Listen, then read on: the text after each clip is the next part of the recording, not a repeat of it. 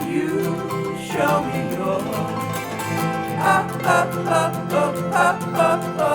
okay. The problem with me, though, is that I love breaking rules. It's like, of course, that's the patch they put on the jacket of every fucking comedian. Yeah. Like if you're a comedian, all I know about you is you don't want to do anything anybody wants to do. Yeah, I did this for 8 years now. Like, this is not news to me. It's not news to me. Yeah. Me and Abe have been friends for years. How many times do you think I've looked at him in the face and been like, all right, man. Okay. I've had enough. Hey. I do it with Dave all the time. Yeah. You know, like this is the thing. It's part of it's just something that you're born with. It almost just steers you towards that type of life. It's just, I think that's true. Yeah. Like, I'll never forget, for instance, Dan O'Brien once wrote a sketch that, like, he was just so sick and tired of hearing me tell everybody about, like, hey, man, we can't do that because of the budget. Yeah. Like, there was a period of time where I was head of production at Cracked. And so when I would do that, it was like, I would make people aware of the parameters of the budget. Right, like, right. We're not going to spend the money on this, man. Yeah. So he wrote a sketch, and like just in the line descriptions were things that were just there to piss me off. Like things like, we're going to get a golden submarine that costs the entirety of the quarterly budget, and then in parentheses, fuck you, Adam. Right? Oh my It's God. great. Yeah. It made me laugh, but also that he needed to tell me. He didn't like it. So I know that now. Yeah. Now I know that. That's comedians. That's See, true. and I don't know why I'm in this business in some ways, because I don't have that much. Yeah, that's I don't true. really have that. However, also as someone who is a comedian, I will say, and I also like constraints also help my creativity. So give me a budget. I will rise to whatever the constraints of the situation It's are. funny though. That's true. I think that's true of all artists, really. Yes. But like, I don't get pleasure out of making other people do what they want to do. Oh. I get some, that's not true. I get some pleasure out of it. Yeah. But like, I always felt very much like restrained at Cracked from doing what I wanted to do. You know? So like, I don't. That's why I've always said I'm not really a comedian. That's true. That's the exact reason. Yeah. Because it's not that I can't make jokes. It's that like I don't have that like fuck authority. Like I don't have that. I'm like I you know, that authority's flawed. We should fix it, or we should remove it. But not like I'm gonna not like I'm inherently mad at it. Yeah. No, I don't need that. Yeah. It's fine. Yeah. You know. But I've never met a single other comedian that didn't have it. You included. Yeah. You know, a little twinkle in your eye. You know, when you're registered your personality, you're just like, oh, I guess when that's they a hand part them of it out. all. Yeah, when they hand them out. These ones are defective, and give them to the comedians. It's true. I don't know why they're like that. I don't know. This is very condescending toward comedians so far, I would argue. I like or that. is it just I'm truth? like that. Yeah. I think it's just truth. Okay. I think as a comedian, you're trained to, or at least like you are supposed to see the cracks. I mean, you're the jester. I think that's right. You're the Yeah. you know, like you're hired to be the jester. You have to know. Yeah, like you have to know what the cracks are because that's your job.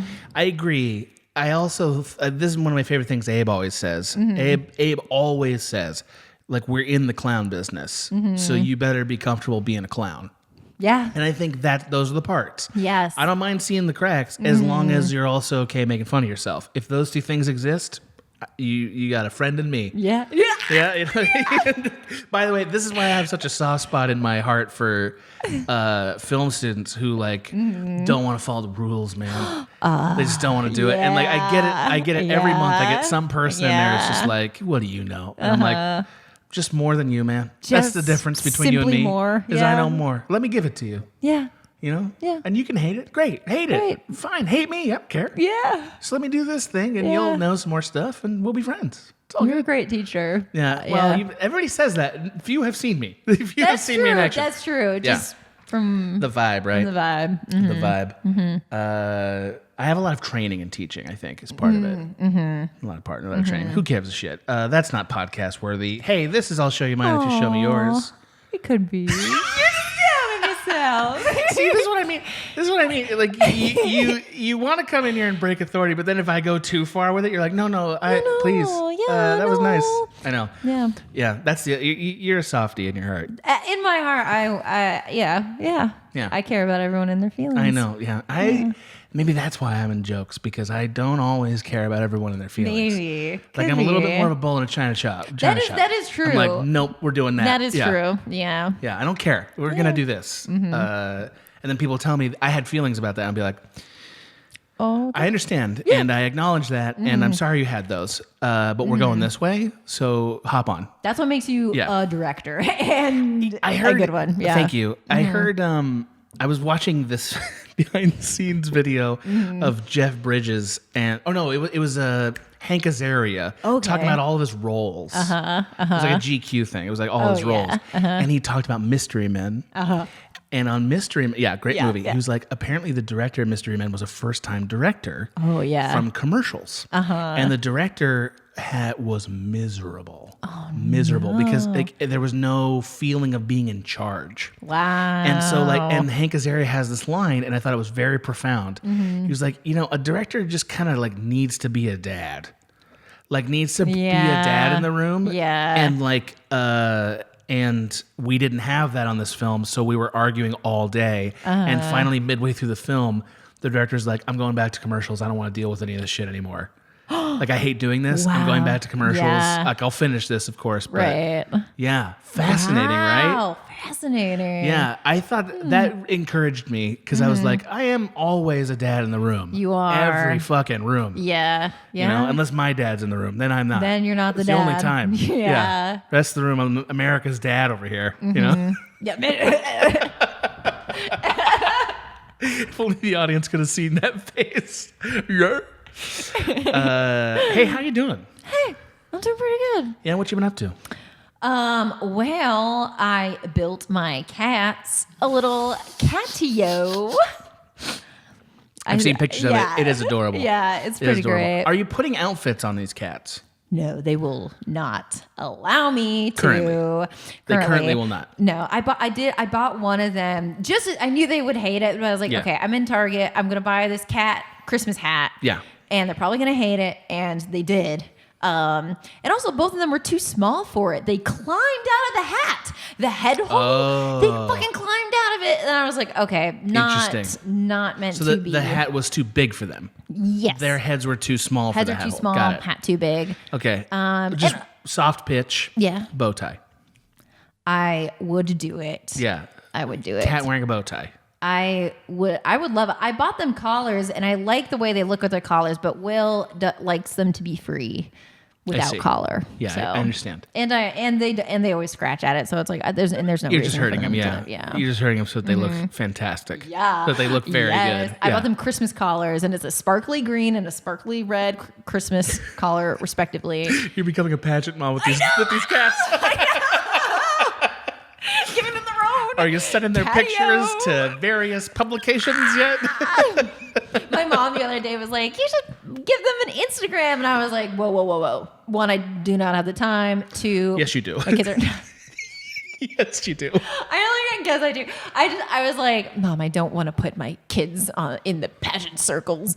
They dress for me and for no one else. Which is adorable. You Yeah. have enough time for an Instagram for I your guess cats. I do, yeah. Yeah, bro. I do. But I hardly have enough time for I hardly Instagram myself. So it's Well, like that's a problem. You should fix it. I should. I mean, actually, I don't care. You should do whatever you want. Yeah, I was like, right, yeah. I'm never on Instagram. I think I Instagrammed the last two are the 2 times I voted. What? Like, I think that's the last time I Nice. Instagrammed. Yeah. Yeah. Who cares? Who cares? Whereas I have a friend, I think we might both have this friend, who's an influencer. Oh, this person has figured out how to run an Instagram for her dog. Oh wow. That is incredibly popular. And I know you could do as good a job as this person is doing. Yeah, I could. I am certain you could. I'm sure I could. You always like because I have so many skills and so many things that I am good at. It's like, well, sure, I would be good at this thing, but do Yeah. I want to do it Yeah. at the end of the day? That's really is the question. Yeah. I'm also like half tinkering with the idea of deplatforming from anything touching Facebook. Oh, yeah. I don't use Facebook at this point. Yeah, I don't use Facebook. There's things that are kind of useful about it, but also Instagram is owned by Facebook. Yeah.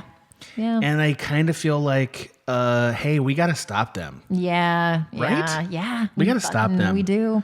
Yeah. We got to stop them. I don't feel great about Twitter either, but like Twitter feels harder to get rid of. Yes, right? and at least as much as it definitely has its huge problems, but they at least didn't this stuff about Facebook is like, oh my god, like starting wars and you know it's just like I have a controversial pet theory that I've forwarded on streams from time to time. I'm gonna throw it to you right now, because this is a bonus episode. Fantastic. We can do whatever the hell we want. Yeah, last time apparently we spoke an hour and 45 minutes in our bonus episode. So balls to the wall. You ready for yep? Get them out. That's one of my favorite phrases. Balls to the wall. Put them on that wall right over there. I love saying it too.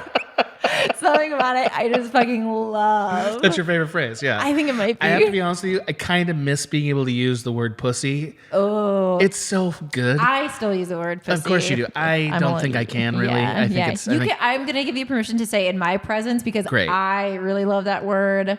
It's so funny. It's so funny. It's a really funny word. Yeah. I just don't think... I don't think we've grown past it to the point where ironic uses of it are good yet. Yeah. I hope for that day. Yeah. And also, speaking personally, the pussy, we can just swear on here, right? Yeah, there's no rule. I'm not going to beep it. So. Pussy and, if someone doesn't want to hear it, cunt are two words that one's a little harsher, though. I know. Well, I was going to say, because when I was young, I never heard those words used at all, really. So in my generation, I don't have a negative association with either of those words. But that is very not true. Like Will doesn't, anyone who's a little older than me, has feelings about those words. So I do remember the locker room version of talking about pussy, but it was I don't remember there being a lot of man, she had this blah blah blah. I don't remember that really. Yeah. I remember it more in the way that we all like to use it, which is you're being a this. Yeah, you're being a this. Stop being a pussy, right? That's it, right? Yeah. I don't remember ever until I got to film school hearing the C word thrown out in casual conversation. Whoa. That one was completely unforgivable. Yeah. To me, when it was in Orange County, that it was I'd never heard it out loud. And then I'm going to tell you, a couple of film sets, and you're like, wow. I talk way more dirty than I used to. Yeah. It's really hard not to do that. Anyway, what were we talking about? I do not remember. To quiet. What the hell are we talking about? Oh, my theory. Oh, yeah.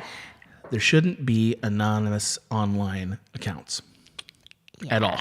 Yeah. At all. Yeah. Now, I told this theory to Star, and Star was like, what about people who need a safe space to talk about their sexuality or something like that? And I believe that there could be places where that makes sense, but they can't be places like 4chan. They can't be that. Yeah. And I think the problem becomes that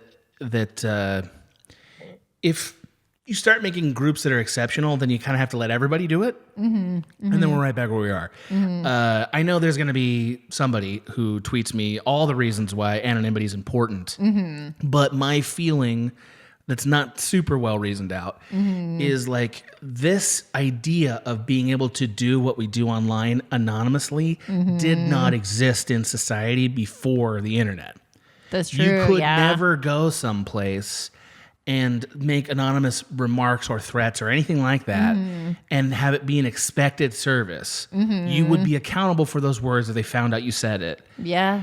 I don't know why we think that should exist online now when it's really clear that there are huge problems because of it. Yeah. I don't know. Does that hurt your mind? No. I see both arguments for sure. And I do know that people absolutely abuse the anonymity. And the people who are hurt most by it are the people who are already hurt most by society at large. But I would argue this is the case that people would make against like something like welfare, right? Like a right-wing person would make against welfare. It's like it's mostly abuses when it's not. But like my argument would be, what is the core good thing that this is for? What's the core value thing that we need this for? What is it? Jokes. I ran a Spider-Man account when I was in college. That's incredible. But I'm saying nothing like super important, like jokes or... Star was the only person that could come up with a thing that was like, okay, I do want that to exist if it can. Yeah.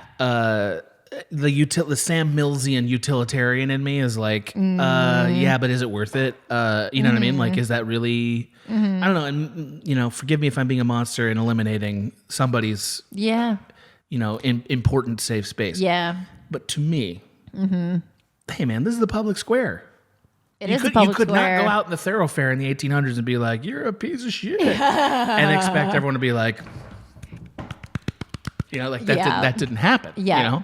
I will say, as long as, since we're like not at the point where it's like, because anonymity already exists, it's like it should exist for, whoever wants it.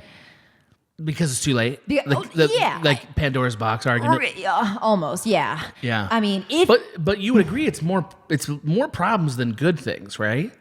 I really don't know enough. Like, I feel like I would need to ask a lot more people what they thought about it before I had like a clear answer on it. Because it's like, as someone who has like had anonymous accounts before, they're great, and there's anonymous accounts that I like, that I follow, that I wouldn't want to go away.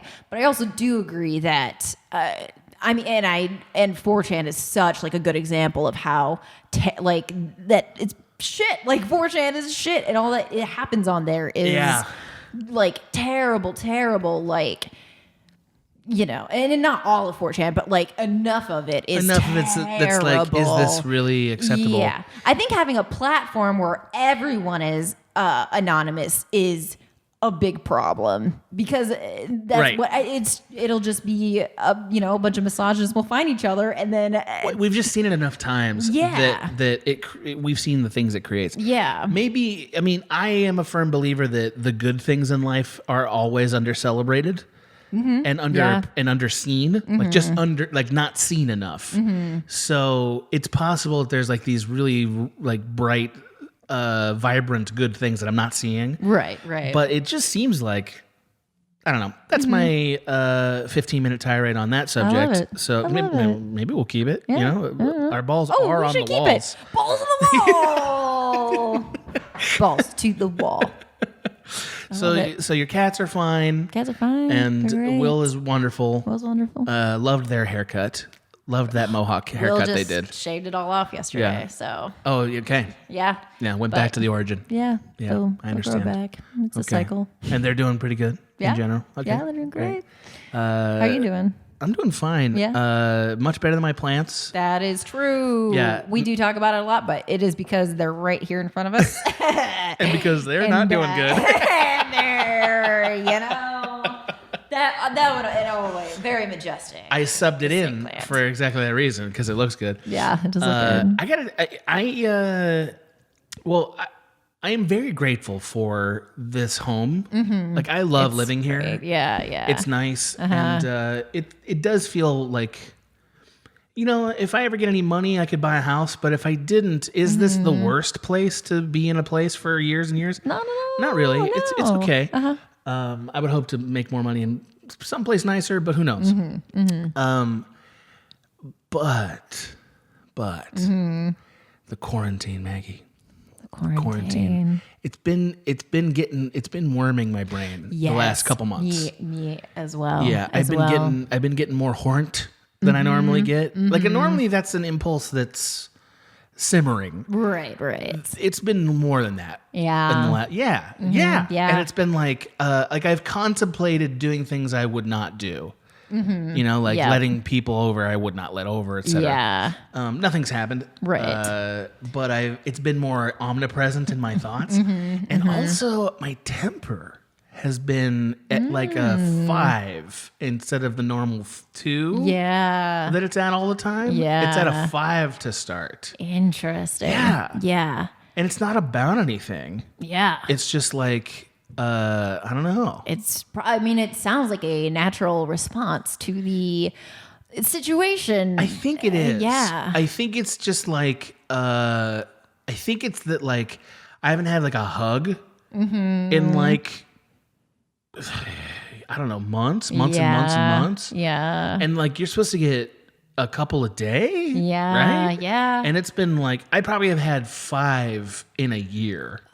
Maybe. Man. I know. Yeah. And like, I'm not like boo-hoo for me. People have it worse. But like, it does do this kind of back of your brain thing. Yeah. Where like, you're slowly just sort of like tense and like a little bit more like I'm a little bit more like vulnerable to like people criticizing me than I normally would be. You know? Yeah. Like I got fucking pissed off on an Among Us stream. Oh yeah. Not really pissed off. Yeah. But like pissed off enough that I quit. Yeah. Pissed off enough I'm gonna go. Like I, you know, like because I kept getting killed. Yeah. And I started to get like, hey, fuck you guys. You know, like I started to get like that. Yeah. That's not my way. Yeah. Even though I'm very competitive. Right. You've seen that. Yeah. This was more than that. And I couldn't figure out why. Like they weren't doing anything shitty. Right. Yeah. I just was getting emotional about it. I think it's the quarantine.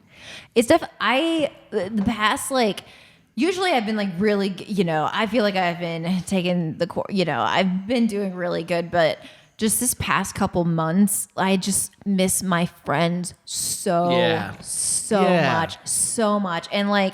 And I've listened to the Bee Gees a lot lately. I don't know. Has that been working for you? Yes and no, because yes, in that I love the Bee Gees and it's great. It's really fun music, and Will and I will dance together. But on the other hand, it's like this is meant so adorable. We do. That was very cute. We do. Thank you. Please continue. You're welcome. But the music is about like being with other, like it's such communal music. It's disco. You're supposed to be with other people, and like I just so miss like being with my friends and being able the freedom of just going out and like just not being able to like do something because I feel like it. Yeah, it is very much like. It's not that I even want to go hang out with people all the time. Yeah, it's not that, because I actually most of the time when I hang out with people now, I'm like, oh, I wish I could go home. So but it is the feeling of like, but I need some basics, even if it's inconveniencing. I kind of need basics. Yeah, I just need some basics, and I think I'm even in a good relationship like you have. I feel like that must be a thing. Oh yeah, Will and I will turn to each other and be like, I feel like I'm going bananas right now. Just like I feel like I'm going bananas. Like, do you ever just wake up in a kind of like not a funk, but like a bad energy? Do you ever wake up like that? Sometimes it's usually I like mornings, so that's the good time. Yeah, sometimes in the morning I usually try to be like, okay, like here's how, whatever, but like as the day goes on, it's just like, oh my God. And also like I've been doing the same thing every day for months and months. This may seem unrelated, but I'm going to ask this question. Great. And just, I don't know if I'm going to tell you all the reasons I'm asking it, but so like before the quarantine, would you have ever considered an open relationship, and has the quarantine changed that? So Will and I have done sexual things with other people all together. Sure. But we've always been together, right? And it's been fucking awesome. It's the fucking best. Great, good for you. But it is the kind of thing that after it happens, we're always like, that was really fun, but it's actually no better than us being alone, really. Like, it's not really better. It's not It's better. more that it seems cool. Yeah, it seems cool. It's fun for something different. Right. Like, I'm an adrenaline junkie, so like it goes. So there's that. Yeah. So there, it ticks a lot of fun boxes, but at the end of the day, it's never better. It's definitely not better than us being alone. And so what's the difference? What's the difference? Yeah. And it's like if we, both of us will be like, like if we ever wanted to do that, we could do that. But as far as relationship wise, definitely not. Yeah, not really. And as far as like ever be like independent assignments, yeah, not really. Probably never. Got to be a group effort. Yeah, understood. Yeah, that subject has just sort of boiled to the surface. Oh, well, a few times over the last year. And I've been asking myself just the question of like, would people have done this if it wasn't for the quarantine? You know, just that. I think a lot of couples my judgments are irrelevant. Oh, I'm just asking that question. I think a lot of couples broke up during quarantine, but I think a lot of couples also, if they can, if they can, or are realizing that they should have broken, or like shouldn't be with the person that they're with, or or need a different situation to continue to be happy with the person that they are with. Like, yeah, it is a pressure cooker. Yes, which absolutely. has led to these kind of, it's led to these sort of like, just conversations that I think people probably would not have explored. Mm-hmm. This is a terrible equivalent. Maybe I shouldn't say it. I'm gonna do it. So like, you ever read those like old stories of like medieval towns, or like before that, like Bronze Age towns being sieged, and then they would like eat people in those towns? Yeah. Because they're like so. Like there's nothing to eat. That's it. Yeah. I think that's happening sexually all over this great nation. Absolutely. You know what I mean? Absolutely. I think that's happening. Absolutely. Absolutely. Yeah. And I do feel like anyone's listening to this, like definitely like have those conversations with your partner, because, you know, if you want to, I'm just saying. Yeah. My guilt is too high to ever do that. Yeah. Just period. Yeah. Even though I've been in more conversations than I care to admit where that came up. Interesting. Yeah. Which is 0. 0 is the amount I would rather have been in. And it's more than that. Yeah. But I just would never, I just would feel bad. Yeah. Nothing can fix that for me. Yeah. And I don't even know if I want it fixed, really. Yeah. But like, I do want to acknowledge to all the listeners, all the show me heads. All the show me heads. All the show me heads. All the show me heads. Like, man, it's tough out there it's hard out there for a pimp. It is really hard out there for a pimp. Yeah, it really is. Yeah. For all of us, you know? Yeah. It's tough out there. Yeah. The last thing that Will and I did right before quarantine was go to a strip club in Las Vegas. Was that fun? It was the funnest. Okay. It was great. Well, also, caveat, I am a woman, so my experience in a strip club is times 10. Is times 10. Yeah. Everyone wants to talk to me. And, yeah. You know, Yeah. And it's like and also it's like I like supporting sex work. Like so like, all to say, when I walked in, it was a great day for everyone I have been to, I'm going to say 5 strip clubs, maybe, if that many, and never enjoyed it. Never one time. Yeah. I did like the dancing. I did Yeah. like the dancing is actually quite good. I've never enjoyed it for a number of reasons. All of them are ancillary to what the experience is supposed to be. Right. But I can't turn off the part of my brain that's like, that guy is gross. Or also just like, this woman's not into this. I can't turn it off. And one time I went with a friend who like, all this friend likes to do is get crazy. Yeah. That's this friend's favorite thing to do. Yeah. And I think I just like fucking ruined it for her. I think I straight up ruined it for her. Yeah. Oh man. I think, and it wasn't on purpose. I didn't say anything. I think she just wanted me to like get loose. Right. And I don't. Yeah. I'm always this amount. Yeah. Like I might get more and more or less intense, but this way is the only way I have. That's why I can't be an actor. Yeah. You know? Yeah. But this right here is why I can't. It's all right. Yeah. Thank you. Yeah. This has been 30 minutes. Oh my God. That's all to say. Yeah. Like, don't be another way for, be yourself. No, I can't. I can't. But I feel like there's a romantic idea of being a different person in a strip club. That is true. I think that's a thing. True. That is true. And I don't know how to do it. Yeah. I do know how to tell other people to do it. Yeah. But I don't know how to do it myself. I only know how to show the way. I do not know how to cross. I do not know How? All right. Well, this is a bonus episode, so you get what you get. You get what you get. And what you get is great. It's I mean, and we need to great. thank some producers. We have so many to thank. We have so many to thank. Do you want to kick us off? Great. Yeah. Hold on, let me pull it up. Oh, yeah, by all means. By all means. Woo. Alrighty. Broj. Bro J. Bro J, we Bro think. J. We think. Unclear. Bro Yeah. J. Gentacular.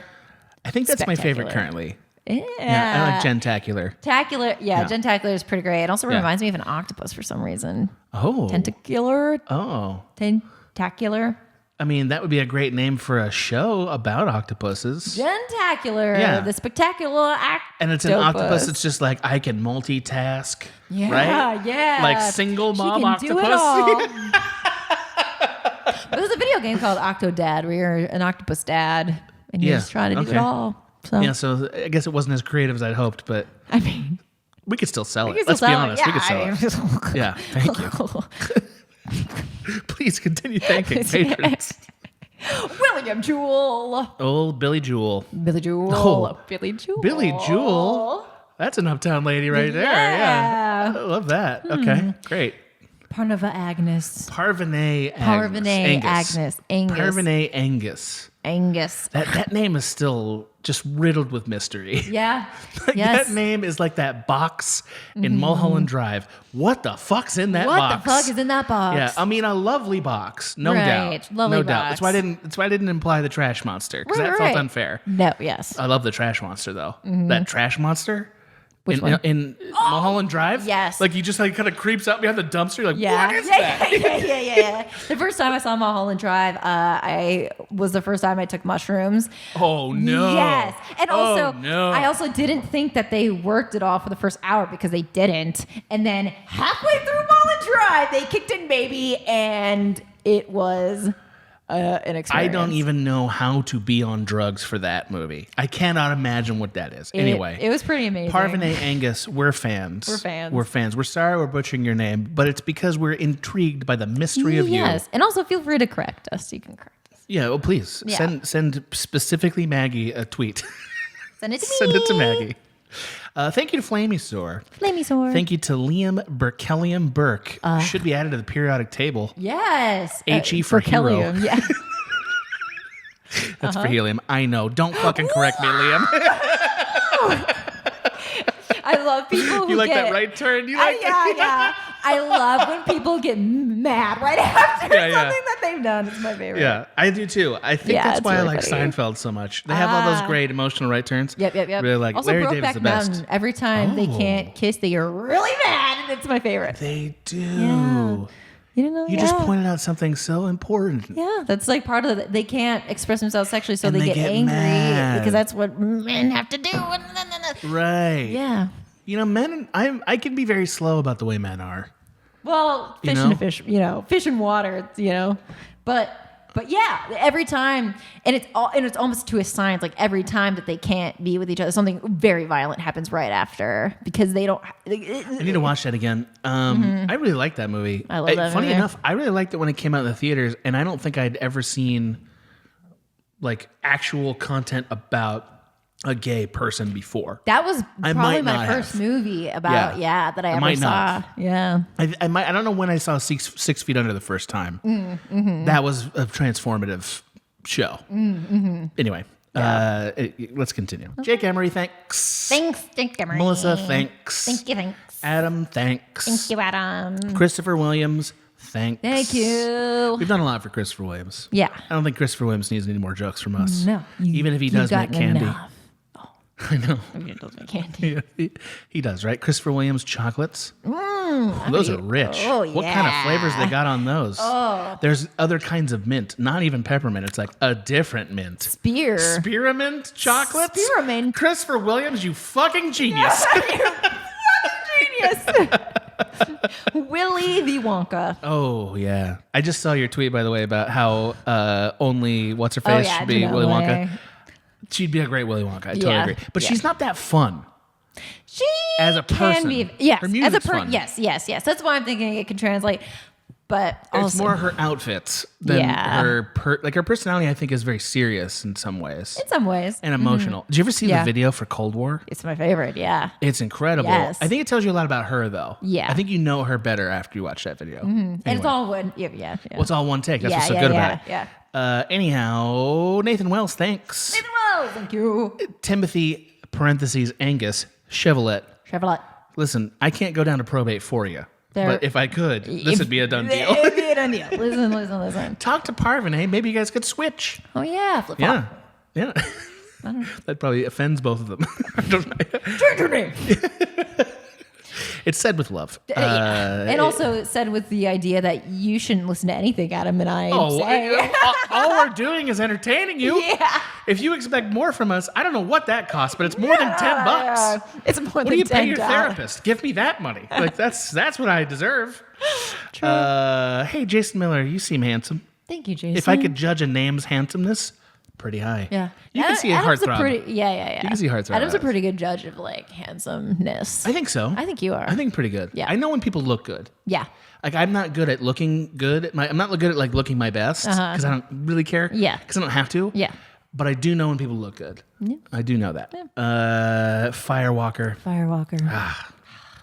What a dream. Yeah. My favorite story. Did you ever see that Office episode where they had to walk across the fire? Yeah. That's the one with all the That's admitting the one of the feelings. Yeah. That's a good one of the big ones. That's yeah. a good one. Yeah, there's like 5 big ones Beach in that Day. show. Yeah. That's one of the. Yeah. I lost interest in that show after the love story got resolved. I mean, right? Yeah, I think most people did. But like, I don't feel like that's why I was watching the show, but I think I was. That was your first intro to rom-comness. Yeah, maybe. I mean, there's so much wish fulfillment in rom-coms. Yeah, but I think you can't underestimate how powerful that shit is if you do it right. Oh my! The casino episode. Oh, it's so good. Right, that's the best episode of the show. Oh my god! Oh my god! Yeah. Like, well, also both of his girls show up. Yeah. Like both Michael Scott's girls show up, and like Jan's. There's so many great little shots of Jan. Like, I love Jan. Every time I teach students about the like jobs in a camera department, which is a thing I do once a month. I talk about camera ops, and I'm like, "How many of you seen The Office?" And like, some of them have, and I'm like, think about how much talent it takes to make somebody funny with a camera, because these guys can do that. Yes. That's amazing. Yes. Half the jokes are like camera moves. They're not even like words. They wouldn't be funny without a camera up who knows what they're doing. Yeah. Actually, so briefly, that's one of my favorite things about Abe. Abe is a genius at that. He is so good at operating camera for comedy. Wow. Like a genius at it. Wow. I do not use that word lightly. Yeah. He is so good at that. Wow. I know this because he and I had to shoot things together. I am horrible at it compared to him. Yeah. Just like he is buttery on that shit. He's just such a little butter boy when it comes to. He's a butter boy when it comes to camera moves. Oh man. What a butter boy. What a butter boy. Right. Butter boy. We thanked enough. Well, we've thanked enough. That's as much thankitude as we can do. It's 38 minutes of the show. We haven't even started yet. Like the 5 YouTube commenters who hate us are gonna super hate us this time. What? Sorry, YouTube. Sorry, you're my enemies now. Whatever. Well, in this lengthy introduction, we have decided that hey, fuck your votes. We're doing what we want. Whoopsies. Because today's the public playlist, baby. Public playlist. Which you guys have rejected en masse. We love you. I value your votes very much, but there was only so much I could be defied before finally this had to get made. We took matters into our own hands. Today's the day. Today's the day. Today's the day. And Maggie, I feel the right way for this. I feel great. Pretty pumped. Pretty pumped. So briefly, let's remind the audience of the rules for playlists. Adam's rules that Adam and his brother. You always bail out on this. These are our rules now. What? These are our rules now. I like to point out that this was a scheme by I like to point it out because just for the dichotomy of this is something my brother and I would never do. I completely believe that. My brother and I made up this game because we could never decide what movie to watch. So we're like, we're going to make a list game, and like all these rules I'm going to teach you were how we picked movies. It would take about 45 minutes to pick a movie. We almost never even finished the movie. Like, picking the movie was the best. We had the best time doing it. That's fun. It's such a weird Ganser thing. I don't know why. So I passed it on, Maggie. Now it's ours. I like it. Yes. Now it's ours. I know you do. I'm just giving you a hard time. Yeah. Because that's what I do. I'm like, I'm like a big old bearded brother to you. Yeah. Yeah, a little bit. So here are the rules. So we each introduce briefly 6 songs. Yes. Ideally with a story. Yes. Hopefully. Hopefully. And then at the end of the introduction rounds, we begin the veto round. The veto round means we both get to pick 2 songs that are not on the playlist. Yes. They're gone. They're gone. And we finish with the catapult round. Catapult, you love it. Where we introduce a song neither of us listened to before to be a final entry on the playlist, giving us a 10-song playlist for the audience to enjoy. We will link to it. Yes. So that you also can be pumped in the exact way that Maggie and I get pumped. Exact pumpage. Yeah. Yes. Whoa. You can be pumped just like we are pumped. Yeah.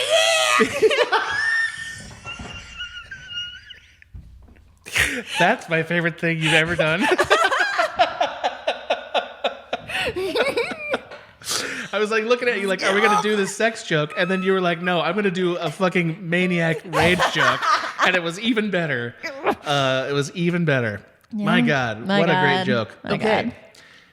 I'm going to start with my first pick. Are you ready? My first pick. Yes. Is I need to get the entire title here. Okay, great.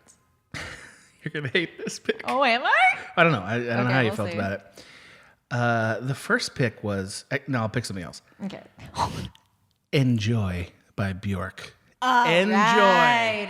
Enjoy. Had you ever heard this before? I had not. Okay. It is off the 1995 Post record by Bjork. That record fucking rules. It's so good. It is the future of pop music. All pop music started to sound like this. Wow. I think. Yes. After Bjork. Like, it took about 10 years for everyone to catch up. Yeah. And that's why you know a true genius. It's like you saw something and it took people a long time to freaking catch up. Yes. I mean, doesn't it sound like something from the 2000s? Yes, absolutely. Maybe even not that long ago? When you said it was from 1995, my brain almost fell out of my ear because I never would have guessed that. Wow. Now, I didn't listen to Bjork. I got caught up on Bjork around like a few years after the Swan record. It starts with a V. Vespertine. It was around 2004 when I got caught up on Bjork. Yeah. Bjork was an artist who people had recommended to me a million times, and I was like, "Oh, it sounds pretentious." I had an idea. I had an idea about Bjork. She invokes an idea, to your defense. Of course. I think most people only know her for that swan dress. Yeah, that's which, by the way, was an album promo. Yeah, people don't even know that, but it was. It was an album promo. Bjork is such a forward-thinking artist. I can give you a brief illustration. My sister and I went to Coachella. It was the last time I'm ever going to go to Coachella, by the way. Whoa, I didn't know you've ever been. Oh, I've been twice. I was in the front row for Radiohead in 2004, dude. I was there 16 years ago. Wow. Yeah. Wow. I've been twice. Damn. So I went a year that she headlined. I think it was like 2007 or 6 or something, with my sister. And we saw Bjork. She was playing stuff from the Volta record, which was right around. So now she had this DJ. This DJ had a circular table that glowed, and he'd put cubes on the table and spin them, and it would make sounds. And I was like, that thing is bullshit. There's no way that's a thing. Yeah. It was like, oh, what a cool stage thing, right? Right. Then I found out it's a real instrument, and Bjork made it. What? Yes! That's Bjork. She fucking made an instrument. She's the best. I don't know if she made it, but it was like her, right? It's like, Bjork's the fucking best. Now, this song, Enjoy, have you ever heard a female artist with this level of intensity? I loved it. I starred my favorites in your playlist, and this was starred. I knew you'd like it. Yeah. But like, honestly, and I say this without, I'm not trying to put a gender parody here. Most female artists do not get this intense. Yeah. The feeling of it is very intense. Yeah. And I find that riveting. Also, Bjork has kind of there's not the best word for this. She has kind of like a jungly feeling sometimes in her music. Like Human Behavior has a very like, ooh, like we're like cats running around, you know? Yeah. She has that, it is a through line in her music. This is one of my favorite times that it shows up. Also, I just I feel like Bjork is one of the rare artists who is completely comfortable as who they are. Yes. Yeah. Completely comfortable.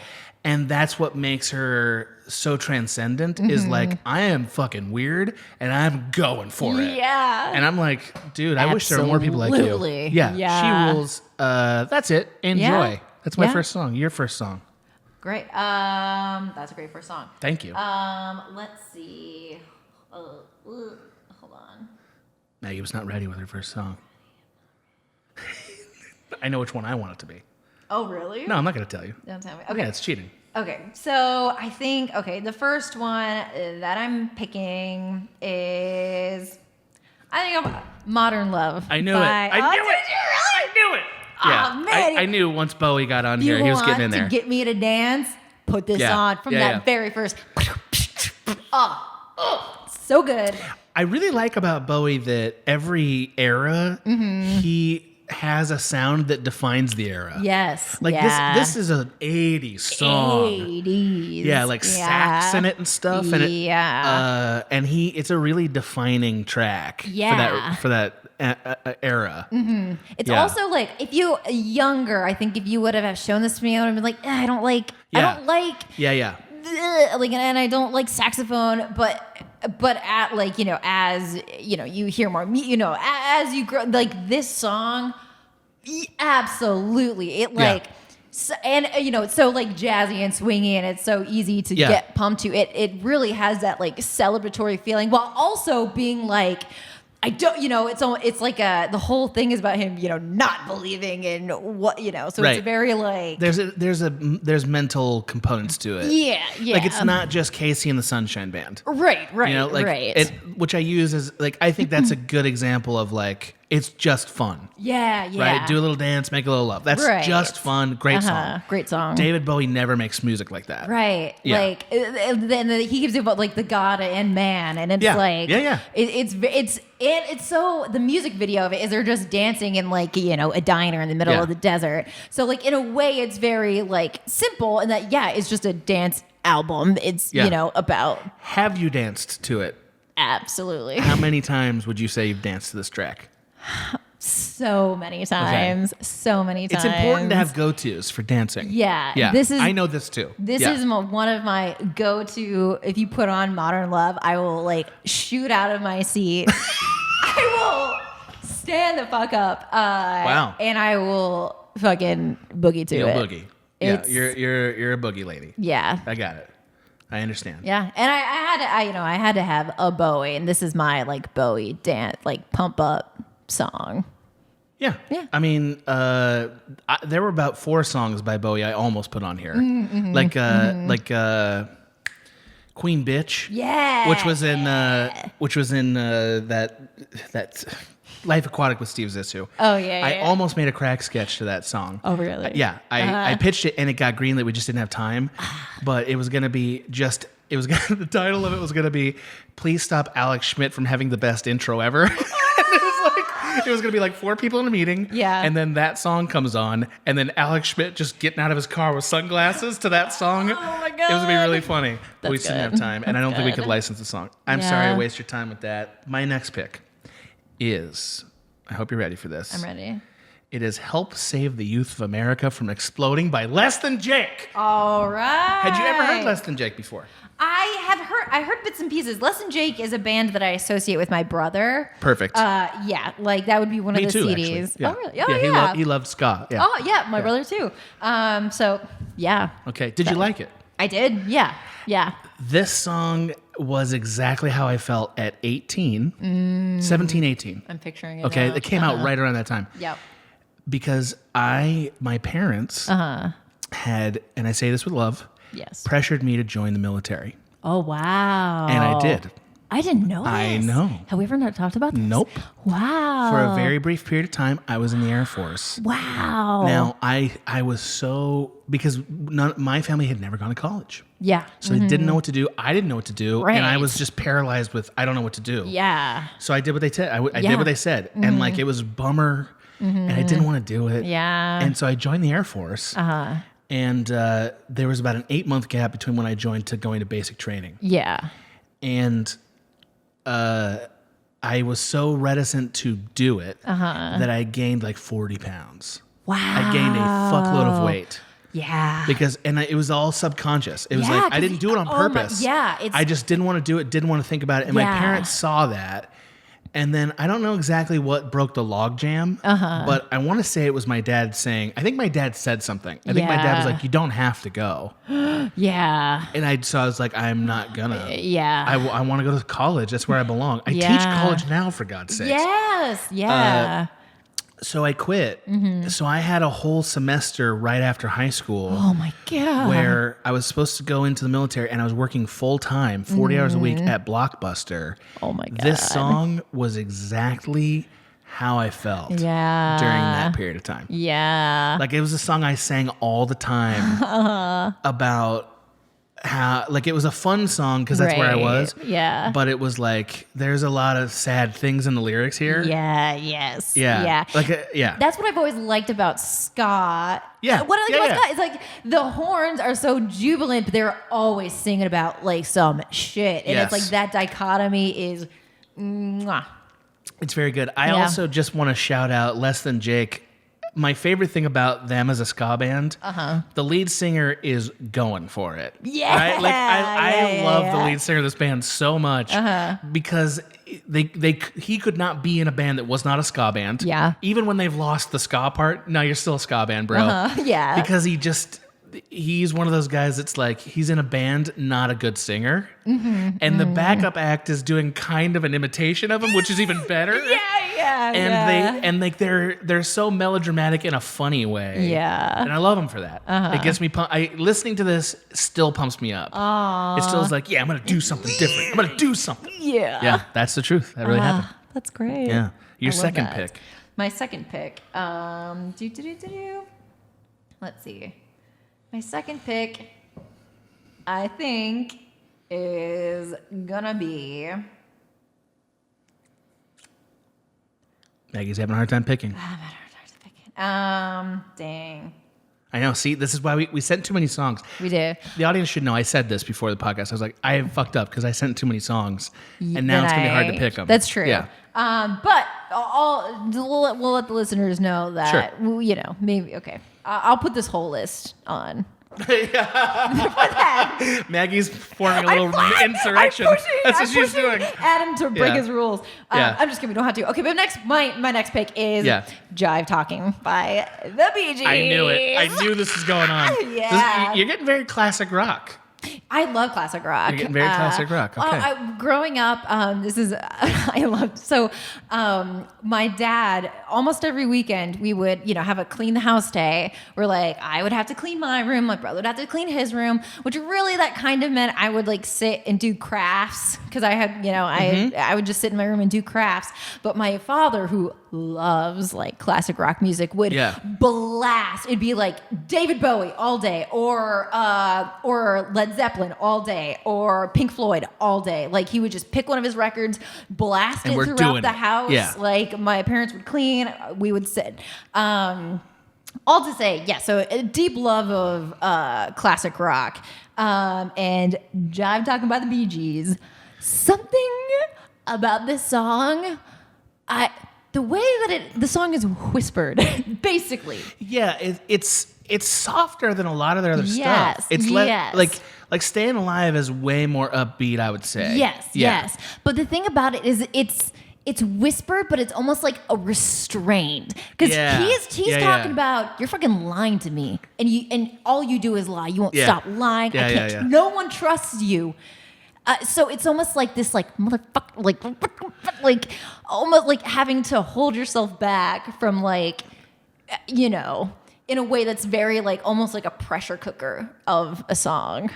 Yeah, I liked this song, and I'm not that big a Bee Gees person, but I was like, this is a fun track. I kind of like the ooh yeah, like I like that it was like a little bit more funky, and less like disco-y, you know. Yes, this one's definitely more like. And I want to say now. I said the word funky, and the song is titled "Jive Talking." Is this a racist song? I don't think so. Is it a racially charged song? No, I don't think so. Okay, because jive talking is a racially charged term, isn't it? Is it? I think so. Oh no, am I learning? I think it is. Now I could be wrong. I only introduce it because I think it would be bad for us not to at least. Oh, definitely. Mention it. I've never Googled it, so I believe it was used as an ethnic slur against black people's speech. I believe. Now I didn't read the lyrics that closely, and I assumed, of course, you didn't either. No. But I'm just asking it now because I feel like we should. Interesting. Yeah, I always assumed that it just meant. I thought he was singing about a girl who was lying to him, and he might be. Reappropriating the term to mean something else. Yeah, I'm just. I mean, should I pick a different song? No. I mean, I understand that you didn't know that. Yeah, I didn't think you did when you sent it to me. No. I don't think you need to pick another song, but I think we can acknowledge that might be what it means, and if it does, if that's what they're saying, that's not great. Look it up afterwards. That's not great. Yeah, it's still a fun song though. It's a fun song. Yeah, not great though. No. Okay. You ready for the next one? I'm ready. You're ready for the next one? Mm-hmm. I have a few that are sort of repeated themes, so I'm going to pick one. I don't care. That's enough. Great. I'm picking Bugman by Blur. I love Bugman. I knew you'd like it. Yeah. I knew now. Are you a Blur fan? Are you a Blur fan? No. I mean, I had heard of them, and I think I'd heard a couple of their songs, but well, I know you've heard Song 2. Yes. Everyone's heard that song. Yes. Blur rules. They're very good. They are, for my money, a more interesting band than many of the 90s contemporaries. And I would include Alice in Chains in that. I would include Pearl Jam in that. I think they're more interesting. They also lasted a little longer. The cool thing about Bugman is that it is clearly influenced by OK Computer. So like Radiohead's record OK Computer started to bring all this digitization into music. Like there's computer sounds. And it's fun to watch a contemporary band do their version of it. Right. To me, that's one of the fun things about Bugman. Now, I didn't pick it for that reason. I picked it because in 2005, when I had left the church and I used to go out dancing with a woman who I believed I called Shannon on this podcast. Yes, I remember Shannon. I used to come home and still feel like I needed to burn energy. So I would go into the middle of my street, pitch black, and I would dance to Bugman. Wow. Yeah. Aww. Yeah. This song is my dance track. I love this. I also like how noisy and how crazy it gets. Yeah, it gets really crazy. Yeah, and I love singing "Space is the Place" because I think that's an amazing line. That is amazing. Because it's so dumb. It's so good. It's good. I've sung it at Abe, and Abe never knew what it was a reference to. So now maybe he will. I love this song. I think it's great. I love that they included a leaf blower into it. Yeah. Which is a thing that bands started to do in the late 90s, early 2000s. Weird. Yeah. Well, it was Radiohead. Oh, yeah. It's all Radiohead, you know? Will listens to, I've told you this, music that is just sounds. I like some of that. Yeah. Will takes it to an extreme. I've never met anyone like Will. And I say that obviously with love. They are a wonderful person. Are they?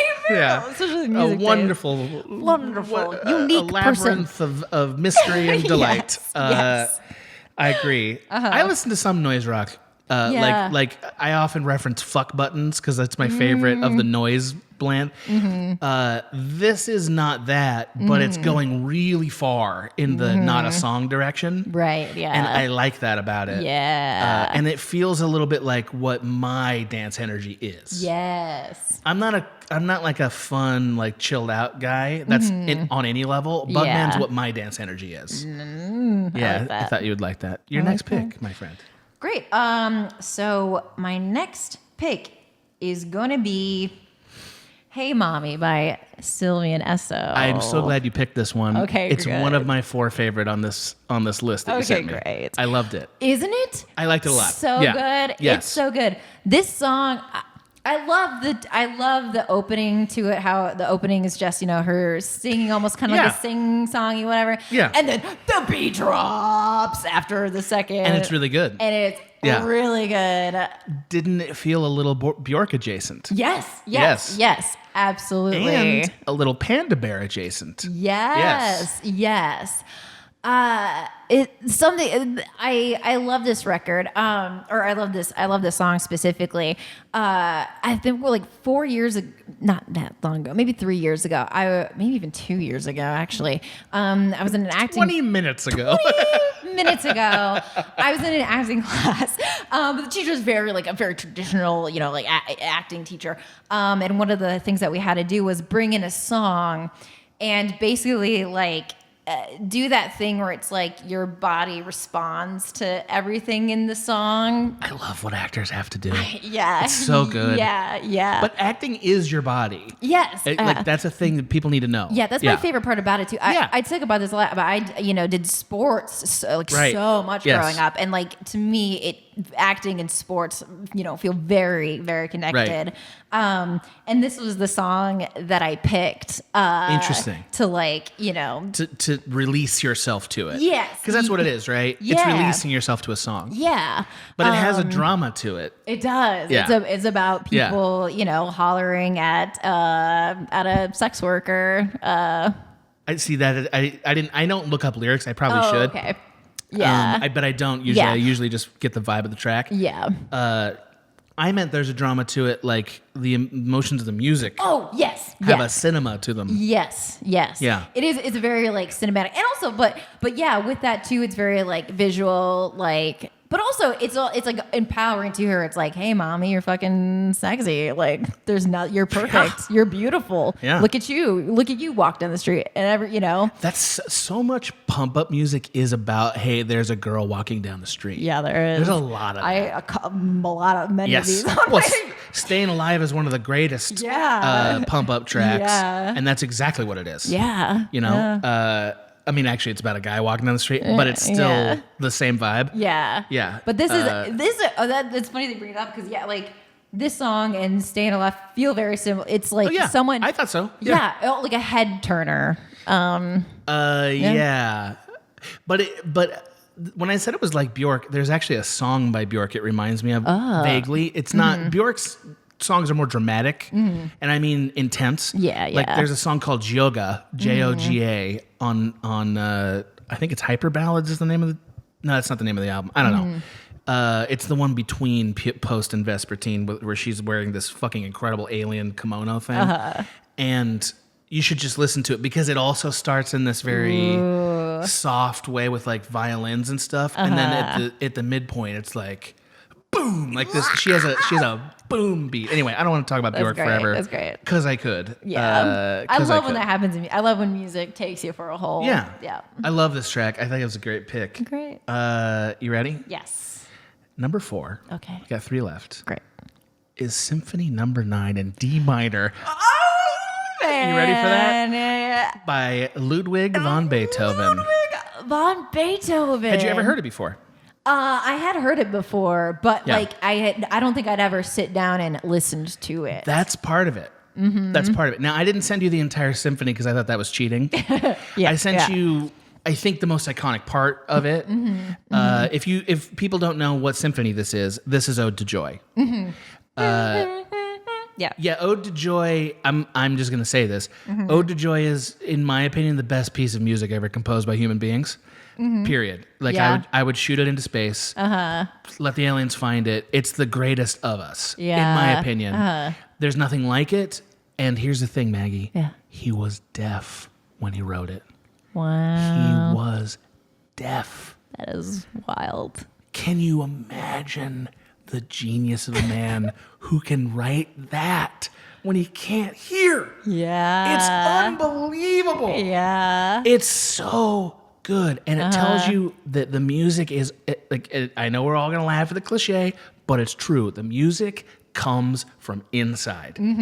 Because this man didn't even have to hear it. Yeah. It came from within. Wow. What a cool brain. Yeah. What an interesting, like, mind's eye that man must have to think of this. You know, like, it's been put in so many things that you can't hear it again. Yeah. But, like, honestly, guys, someday go into a dark room and, like, put on the symphony and give yourself an hour and ask yourself, what else is like this? Yeah. Nothing. Yeah. Nothing. Now, one thing that will ruin it for you is watching Clockwork Orange. Because Clockwork Orange has this song all the way through it. Yeah. Every piece of the song all the way through it. Because Kubrick is a genius, and he knew I need to use the best music to undermine what this man is. And it's really hard to unhear it with that.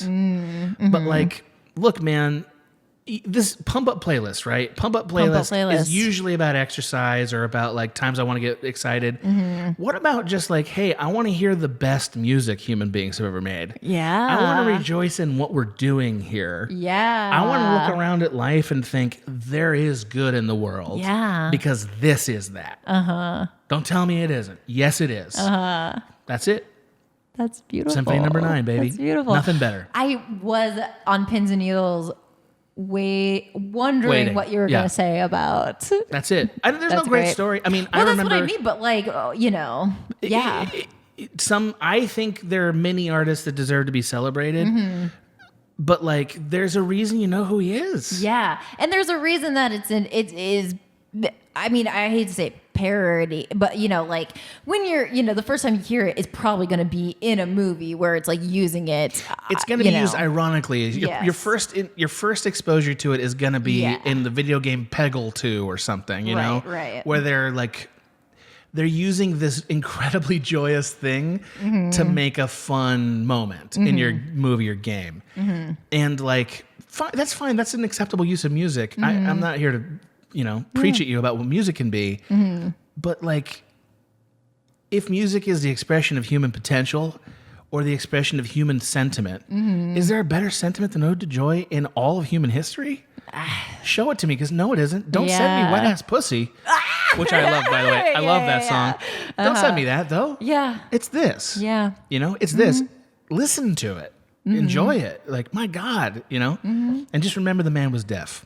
That is. It changes everything for you. It's like, wow. Yeah. How? Who? How? How? Who? You know? And who since? I mean, also, music has changed. I don't think that artists are motivated to create this kind of thing anymore. Yeah. And we have artists who are of that kind of caliber in different arts. But like, you dream of making something that 300 years later people care about. Yeah. Like, the chances of either of us being a name that appears in a book anywhere are so slim. Yeah. And like, people will always know this man's name as long as this rock is hurtling around that sun. Yeah. That's how good it is. Yeah. That's it. That's amazing. Yeah. That's cool. Your turn.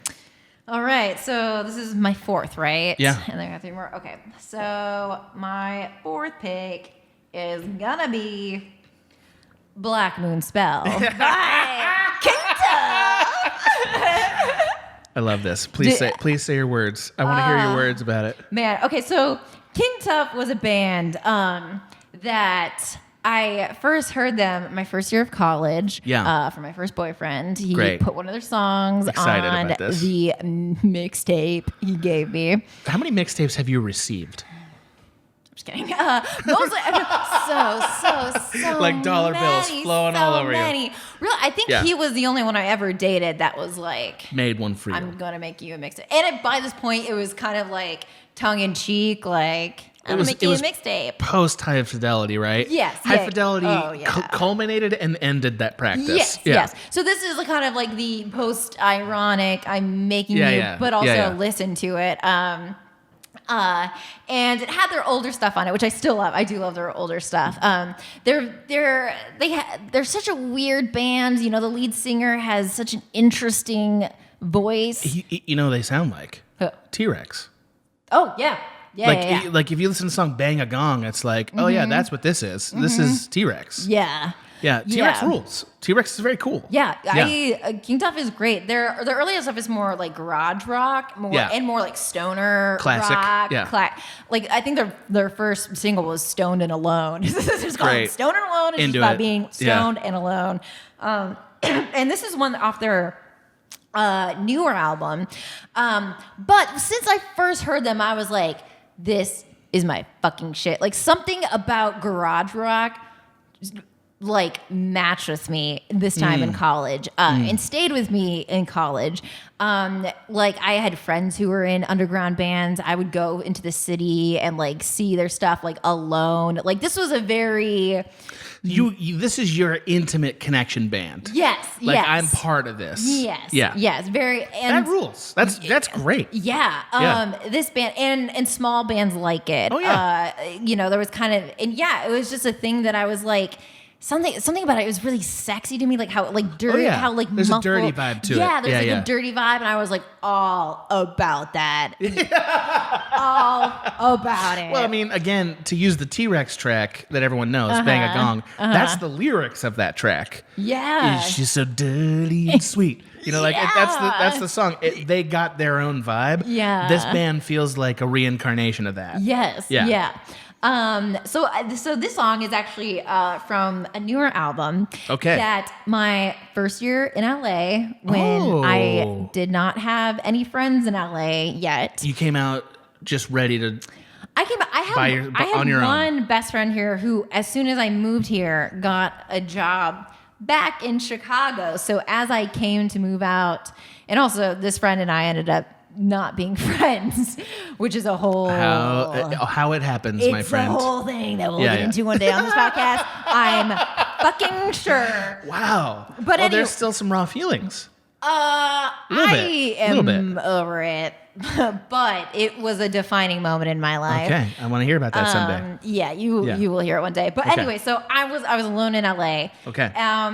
My birthday was coming up. I had only been in LA maybe like 3 months, and my birthday's November, and I was like, well, I don't know anyone, I don't know what to do.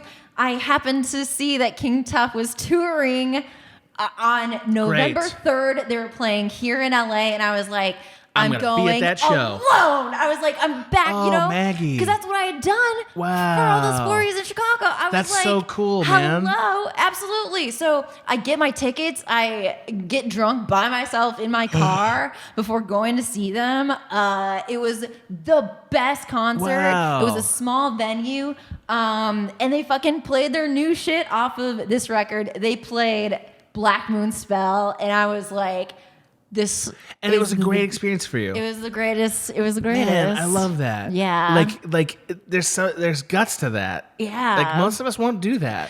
Good for you. Yeah. Yeah. And also I think this song kind of matches that. Like something about it is like really just like, I mean, it's like, it's like, that heavy guitar is just like.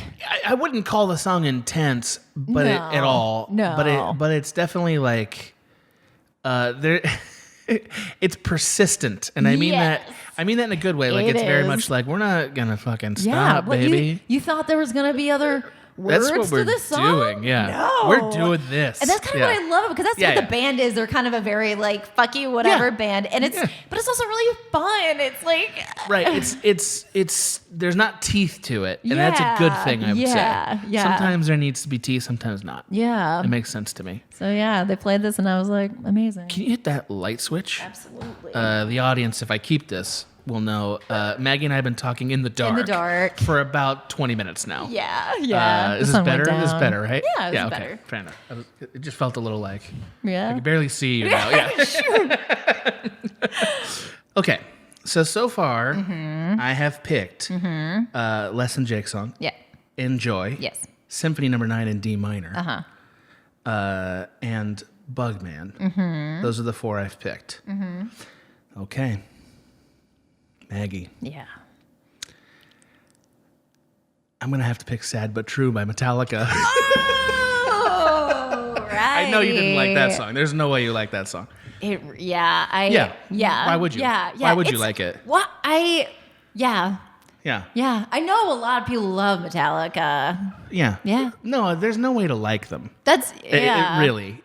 So, like, Sad But True, I first heard when I was 11 years old. Ooh, okay. And I think it embodies the male desire to feel like I am wrath come down to destroy you. Ooh. That's a thing I think a lot of men want to feel like at times.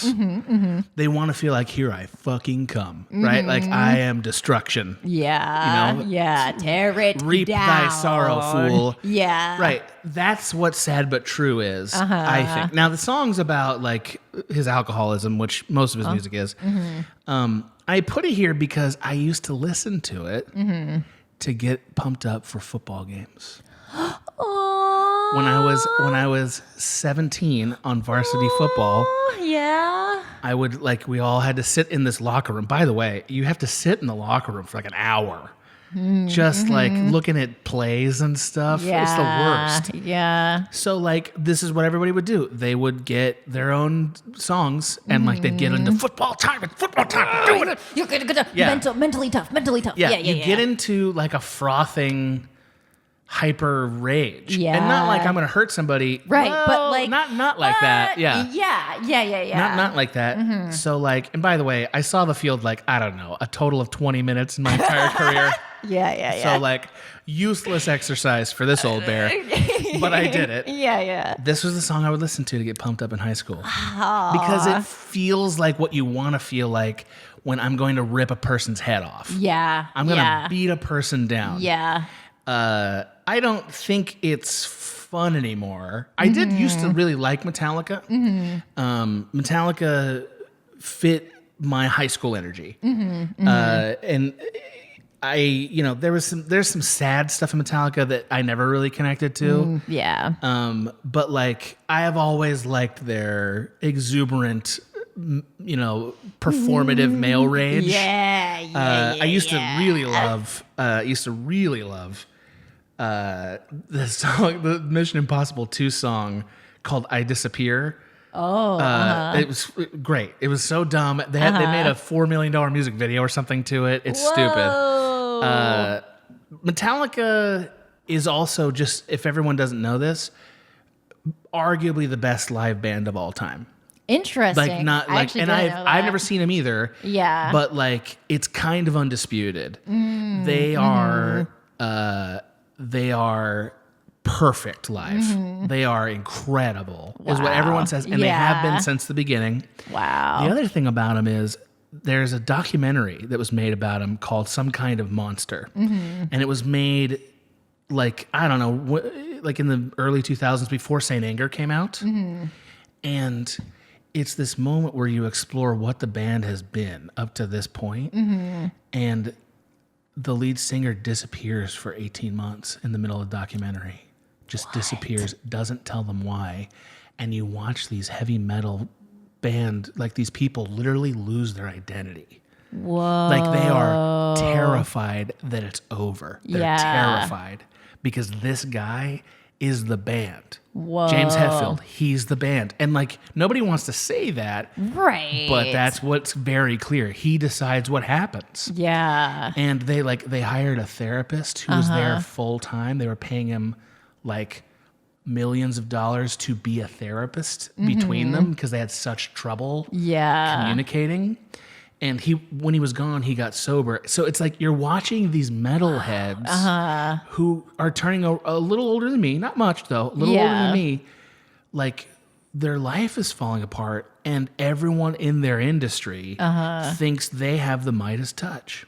Everything they do is the Midas touch because there is no metal band like Metallica. They're number one. Yeah. And they're falling apart. Wow. I think it's an interesting watch if when you were younger, you used to like Metallica because it's fun to catch up with when you get older. Remember how you stopped listening to Metallica?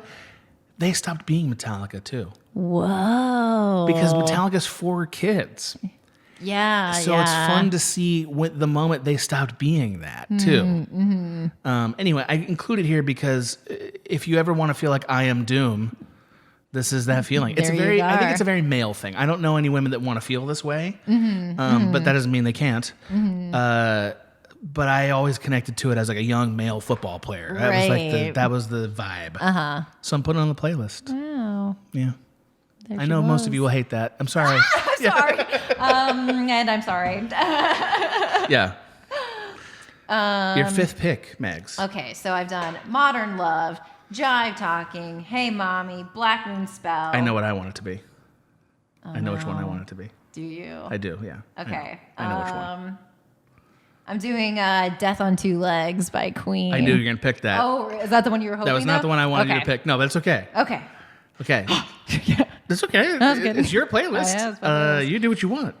A lot of classic rock on this for Mags. Yeah. There's 3 classic rock songs now. I listen to a lot of You classic do. rock. I You do. Now, I I want do. the audience to know Mag's playlist overall was far more modern than mine. Yes. Yeah, it was. I will tell everyone, I had Billie Eilish. She did, I had yes. Miley Cyrus. She did. She had Miley Cyrus. Yeah. I took, so we had to whittle our I playlist super down. wanted to talk about that Miley Cyrus song. Okay, Yeah, okay. It's, we'll see. it's one of it Yeah. belongs on, in my Yeah. head. But I did take out a lot of modern artists that I had on it just because Because this is the trick. You don't really listen to that when you want to get pumped up unless you have emotional connections to it.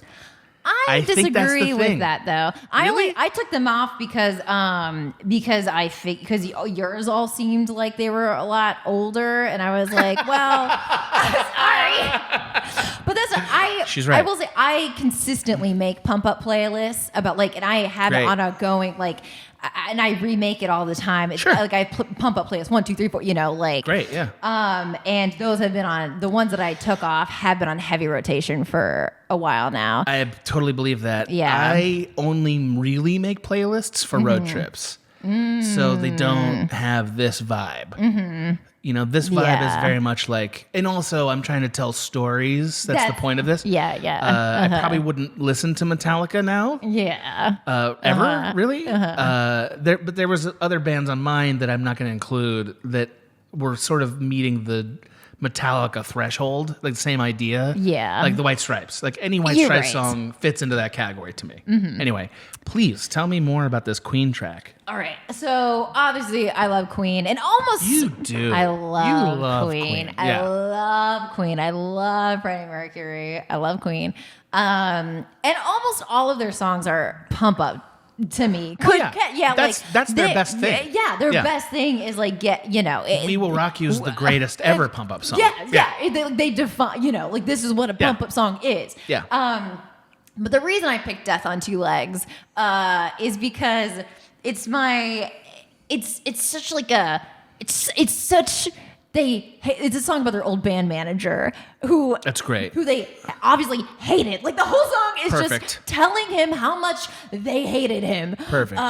You took all our money. You're a fucking shark. How can you should. There's a part of the song is literally telling him that he should go kill himself. I need to listen to more lyrics when you send me music from now on. I'm going to do that. I'm going to try to listen to more lyrics. I'm heavy, You're a I'm lyricist. coming from a lyrics As a background. songwriter. But that do you feel good? Yeah. That Yeah, yeah. driving you motherfucker. Just Yeah. something about it just taps into that yeah. They're good at making a pop version of those feelings. Yeah. Because I would argue Sad But True is the same exact feelings. Yes. But translated through a different lens. Yeah. Yeah. And I've always loved and I also just love the name Death on Two Legs. It's a great name. That's Yeah. a fucking and Yeah. so and the fact that they wrote it specifically about this one person. I love vengeance tracks. Yes. It's incredible. It's incredible and yeah, and I love the way that this song builds, and I love the the guitar solos in it. Yeah. So It's very fun. I like this pick. I Yeah. like your playlist. I think you're really doing something here. I think you're really doing something you're really here. doing something here, kiddo. You're really doing You're something. really doing something here. Now, I want you to know I probably would have put Comfy and Nautica by Panda Bear on this. But I think your track the Sylvan one. Yes. Meets that vibe Yeah, enough. I so did don't love feel that. I did. That was one of the ones I hearted. It was so on yours. good. Yeah, it's a great track. Yeah, but it's, I thought a lot about many ideas with that song.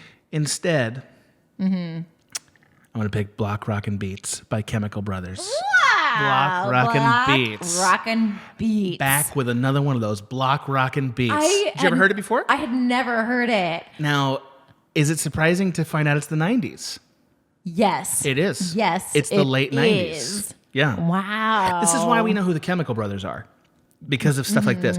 Now, most people, I think, know Chemical Brothers for Galvanize, which came out in like 2005. It was their follow-up to this. Yeah. This is why they became a thing. It's also the music behind the very first video I ever made. Wow. Yes. I was supposed to shoot for my church. I was supposed to shoot a Seinfeld parody that I chose not to write because I didn't know how. Yeah. And so I had a bunch of actors, my friends who were going to be actors. Yeah. They all showed up. I was like, I'm sorry, I didn't write it. Yeah. And they were like, all right, well, what are we going to do? And so we just started jumping off of things. We just started running around jumping off of stuff, and somebody filmed it. And then we edited it together to Block Rockin' Beats and made a freestyle walking video. Whoa. Yes, impromptu, completely impromptu. Wow. And it was like, it like lit a fire. Wow. It was like, first of all, it was this guy, Aaron Satigue, who I guess I'm going to use his real name. Aaron Satigue, who knew how to do that, because I didn't know how to do that. So he edited it together with the song, and it was like, not only was I like, wow, how did we do that? But also like the entire group, which is like several hundred students, were like, oh my God, you have to keep doing this. That moment. Yeah. It happened right there. You know? And like, in high school, I'm a senior in high school when this happened. I had no distinguishing identity. Right. Other than being good at school. Yeah. That was it. And also at that point being tall. Yeah. I had no other distinguishing identity. So to make something that like ignited people's interest was like, you know, I have to keep doing this. Yeah. So Block Rockin' Beats Wow. was the very first song. Aww. Yeah. Isn't it great? That's great. It's a great song. Yeah. Yeah. It's something about block, rock, and beat. It's the that words. internal, Yes. like it's that. What if it's an internal alliteration? Yeah, there's an onomatopoeia to it, right? Back with those Block Rockin' Beats. Yeah. They are just good at this. And again, this is where music was going. Yeah. And they were ahead of it. Like I like going back to stuff where things were going and hearing it. Now, some might make the argument for bands like Kraftwerk or whatever, and I get less interested in that because I think that's I find that more esoteric and less accessible. Yeah. Block Rockin' Beats and the Chemical Brothers in general are just fun. Super fun. Like they don't have a lot to them. Right. So, you know? Yeah. Right, like I don't remember the name of the band who had Firestarter. What was the name? Prodigy. That was the name of the band. Prodigy was another prototype of electronic music, but they weren't as innovative as this band, in my opinion. Even though we all liked Breathe and Firestarter, you know what I mean? Yeah. And they were also like trying to be hype. Chemical Brothers were never trying to be hype. That's cool. And I That's dig that what's about cool I about dig that it. about him. It's like there's a 1996 record by a guy named DJ Shadow called Introducing. You should listen to that because it's like it's electronic music, but it's also the vibe of hip hop at a perfect time. Wow. And yeah, that just worked for me. I just realized there was a song on here that got deleted. Uh-oh. It's okay. It's all right. That was my sixth pick. Great. Go ahead. The That song was your was West Side Connections. Did you ever listen to that? I must have. Bow Down? I think The track so. Bow Down? Because it's not on there anymore. Oh. Yeah, I must Because have. Bow Down came out around the same time as this record. And Bow Down is like my favorite rap song. It's fucking amazing. Anyway, go ahead. Great. So this is my last pick. I think so. Or Let's is it- go through them. You've had Queen. You've had David Bowie. You've had Sylvan. Yep. You've had the Okay. Queen. I already said Queen. Oh, you had okay. the band that sounded like T-Rex. The name just escaped me. Oh, yes. Yes. And there's another one too that you had before Modern Love. The Bee Gees. You done the Bee Gees one. Yes. Yes. Okay, great. Okay. So one more. Can I do my playlist on there? Of course I do, Thank my friend. you. I need to check. Of course I have it right here. Okay. Man, it is hard. It's hard. I told you. You see? I told you. This is my fault. I sent 15 songs. I should have sent 10 because it would have been easier to do this. Oh, that's fine. Okay. But yeah, honorable mentions, Bow Down by the West Side Connections. If that's what suburban women were terrified of. Like if you listen to that, that's what everyone was like, oh my God, gangster rap's going to kill everybody. That's the song, and consequently, the best. Like everybody loved it, It's awesome. Yeah. Okay. I'm going to say my honorable mentions is Trans from the Gorillaz. Thank you, because I liked your Gorilla entries. Thank you. Yes, I did, Gorillaz and I also entries. took off Ascension, but I do love Ascension. Yes. But Trans is just that when Good you're song. alone at night. Yeah. It's about you already went dancing, but you're still like fucking hyped and you're alone now. Yeah. So honorable mention. But my next pick is going to be Paneric Intervals / Body Dysmorphia of Montreal. I love Of Montreal. I think all their songs sound the same. They do. But I like their sound. Yeah. Please tell me why this one. I picked this one because I do love I love Of Montreal. I had listened to their old album. My brother loved them when their big album came out years and years ago. In this one, actually, the only reason I heard it is because I had a friend who worked on the music video with them. Oh, fun. Yeah, and she posted about it, and I was like, oh, I guess I'll watch the music video. Music video was fantastic. Oh, really? Okay, yeah, the music great. video is great. And then I was like, this is... it sounded different enough from their old stuff that I was like, I really like this song. I didn't hear anything else on the album, and I don't know if anything else on the album... if I like it as much as this song. Okay.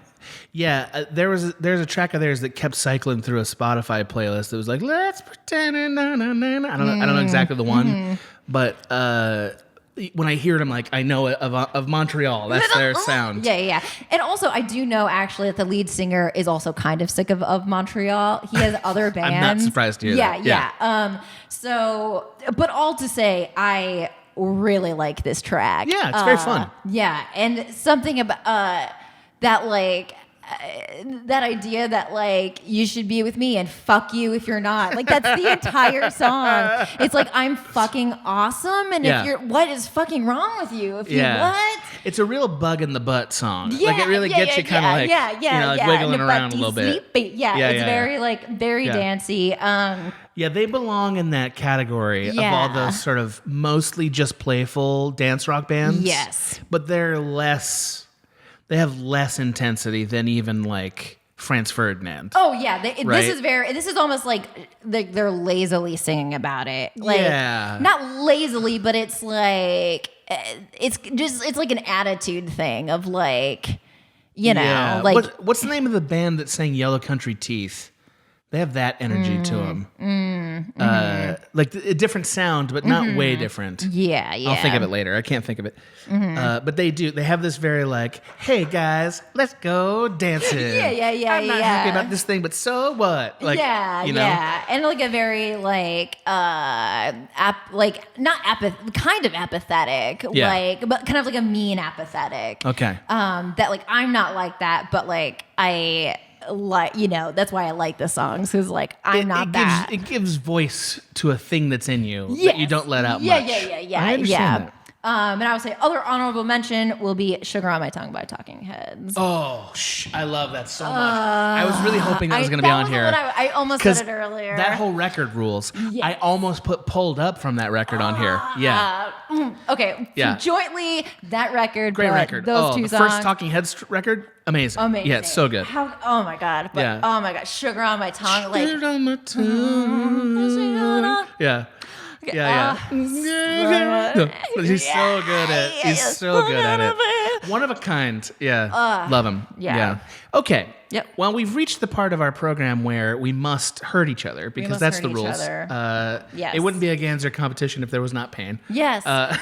And I think that's also why I like pointing out that you and your brother came up with this. I love it. That's my favorite thing. Yeah. It's my favorite thing. Yeah. It's like there's a fantasy football league that on a podcast I listen to where every year they kick one member out. Like they have 11 guys, so every year one guy just doesn't get to play. Oh my goodness. I think it's incredible. That's really funny. I will say before we kick one out, I will say the other joint thing that we had is Janelle Monáe. We did, yes, but I think she kind of canceled herself out a little bit, unfortunately. Yeah, we both had Janelle Monáe. I also, because I'm not going to pick this, I for a troll pick, I sent "No Pussy Blues" by Grinder Man to Maggie. I love that song. Yeah. It's like ironic incel a little bit. Yeah. It's by Nick Cave. Grinder Man is Nick Cave. Oh, okay. Yes. Okay. It's if you haven't listened to "No Pussy Blues," get ready for your face to get melted off. It's really funny too. It's funny. He's I like it a lot. He's really trying to get with this girl, and she's just not into it. It's so good. It's really good. It really makes me laugh. Okay. The veto round. Now, the veto round, we must eliminate 2 of the other person's picks. Yes, so that we can catapult in the final round. Right. That's what's tough about it, Mags. Yeah. I'm going to name my first veto. Actually, you should name your first veto because I went first. Okay. I will name my first veto. Yeah. And nothing other than... I don't like Metallica. I knew it was coming up. You hate it so much. You hate Metallica. Hate him. Hate Lars. You hate Lars. Here's the thing. I'm very much a person that gets joy out of other people's joy. Sure. So if other people enjoy it, I'm on board. Joy is a tough emotion to get out of Metallica. By the way, I think Metallica is incredible. I just don't relate to it anymore. Yes. Yeah. But I can, like, you put on Enter Sandman, like, I'll turn the lights off and get scared. I'm into that. I'm into that. Like, I'll get scared. I'll do it. Show me. Yeah. And like artistically and musically, I fully support and but not your thing. But yeah, it's just not your vibe. And we have to veto something, so it's gonna be. Maggie's putting this on me. I want you all to see what she's doing. That's what she just did. She's like, it's really your fault that I do this to you. Also, you're afraid of hurting my feelings. You shouldn't be. I don't care. To show you how much I don't care, my first pick, that Queen song is going right out. I didn't actually like it that much. Interesting. Out of all, I like Queen. Yes, yeah. I don't love Queen. I like Queen. I think Queen, like Prince, is a little bit like overappreciated now. Interesting. They're not rightly appreciated. And also, a lot of my favorite Queen songs are not the heavy rotation songs. Like 69 is 63 is my favorite song of theirs, and it's very different sonically. Queen is really interesting and fun. They make great pop songs. Their story is really cool. This song is, I just don't think it's that great about pumping up somebody. Like, I don't connect to that part of it for our list. Yes. It doesn't work. Nothing wrong with the song. Yeah. But I like the other ones for that purpose better. Yeah. That's my first pick. She's like, great. Get ready for number 2. Great. Get ready. Zoo. I think my number 2. I know what it is. Do you? I'm gonna hold on. Let me look at it in my brain so that I can definitely pick it correctly. I'm gonna look at it in my brain. I know which one it's not gonna be. Oh, okay. Okay, I got it. Okay. It's going to be Save the Youth. Help Save the Youth. I knew it. Less Than Jake song.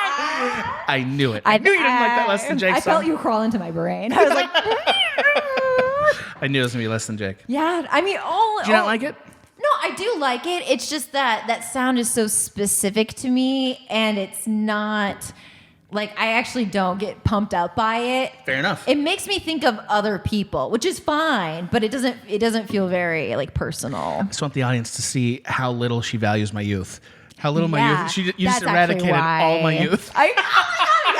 I crossed Erased it out. By the way, I almost never talk about my childhood. Interesting. Because I don't remember it that well anymore. Interesting. Yeah, like I don't. And like I remember high school, but like not many things anymore. Yeah. Because I don't think of it as being formative anymore. Interesting. Yes.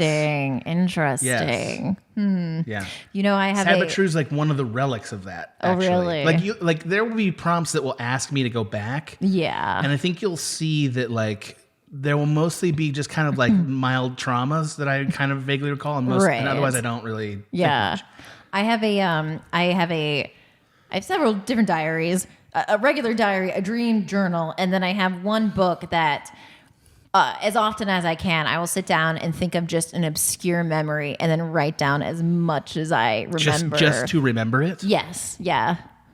Interesting. Because you want to remember it.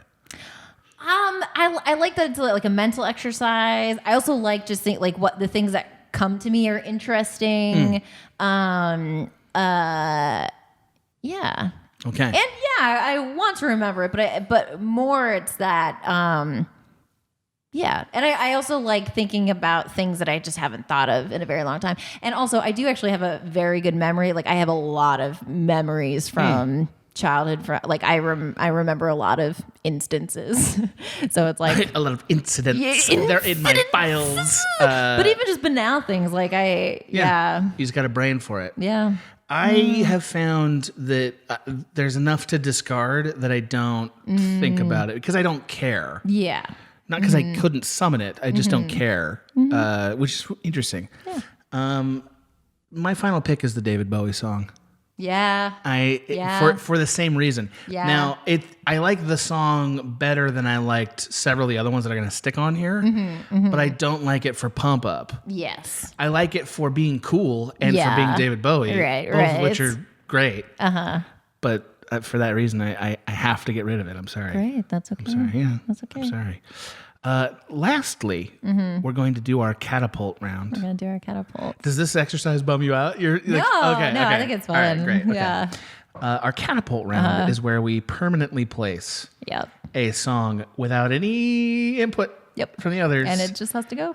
It's got to be on there. It's got to be on there. This is where a lot of what you might call Trump pardon songs get put on there. Oh, yeah. This is where it's like, this is going on the list. We didn't mention before because we were very protective about it. Because I'm like, this one's going on. Yep. Whether you like it or not, this is going on. Yep. Maggie, your catapult, please. My catapult. Your catapult. My catapult song is the song that I love. It is Carby by... I knew it was going to be Carby. Yeah. I knew it because you know I don't like Vampire Weekend that much. I know you.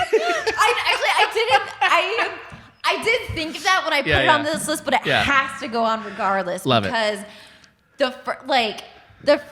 this is the perfect pump up song to me specifically. Yeah. Like, what is it that it does for you? I love it. I love it like that. You like the distillation, like the dissonance of it. Yeah. Because I love juxtaposition. It's sound math for you. Yes, sound math and juxtaposition in anything is a thing that I love. Really gravitate towards it. Really put your balls on the wall. Really put my balls on the wall in all forms of like. I love it in film. I love it. Yeah. I love being. Are you a Kubrick person? You like Kubrick? Yes. He's very good at that. He's incredible at it. And to me, this song is like a song version of that. Like the way that it like takes you up and down. And also, I like that the feeling in a disco when you're all alone, like this idea that everyone's leaving, the girls. The party's over. The party's over. But you're gonna keep going. Yeah. I'm gonna keep going, and like I'm not leaving until I find the. It's this person like desperately like clinging to, like I'm not leaving until I find the person I was like gonna go home with, but everyone's gone.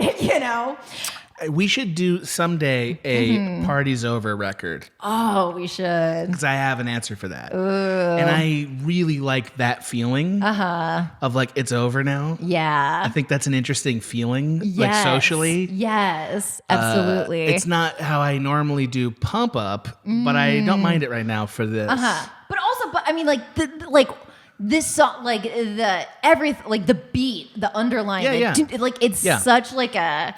There's kind of a staccato vibe to it. Yes, it's a very staccato, and even the vocals in it, like it's Discovery is I think the drummer and the keyboardist of Vampire Weekend, their own record, but they had Ezra sing on this song. But yeah, like this bucket day, and Ezra like his voice in this goes very like. He has made his voice more of an instrument than one would have believed possible. Yeah. Given the band. Yes. He has made a mountain out of that. Yes. Yeah. And so, the first time I heard this song, I was like, this fucking jam. I understand perfectly how you feel about this. Yeah.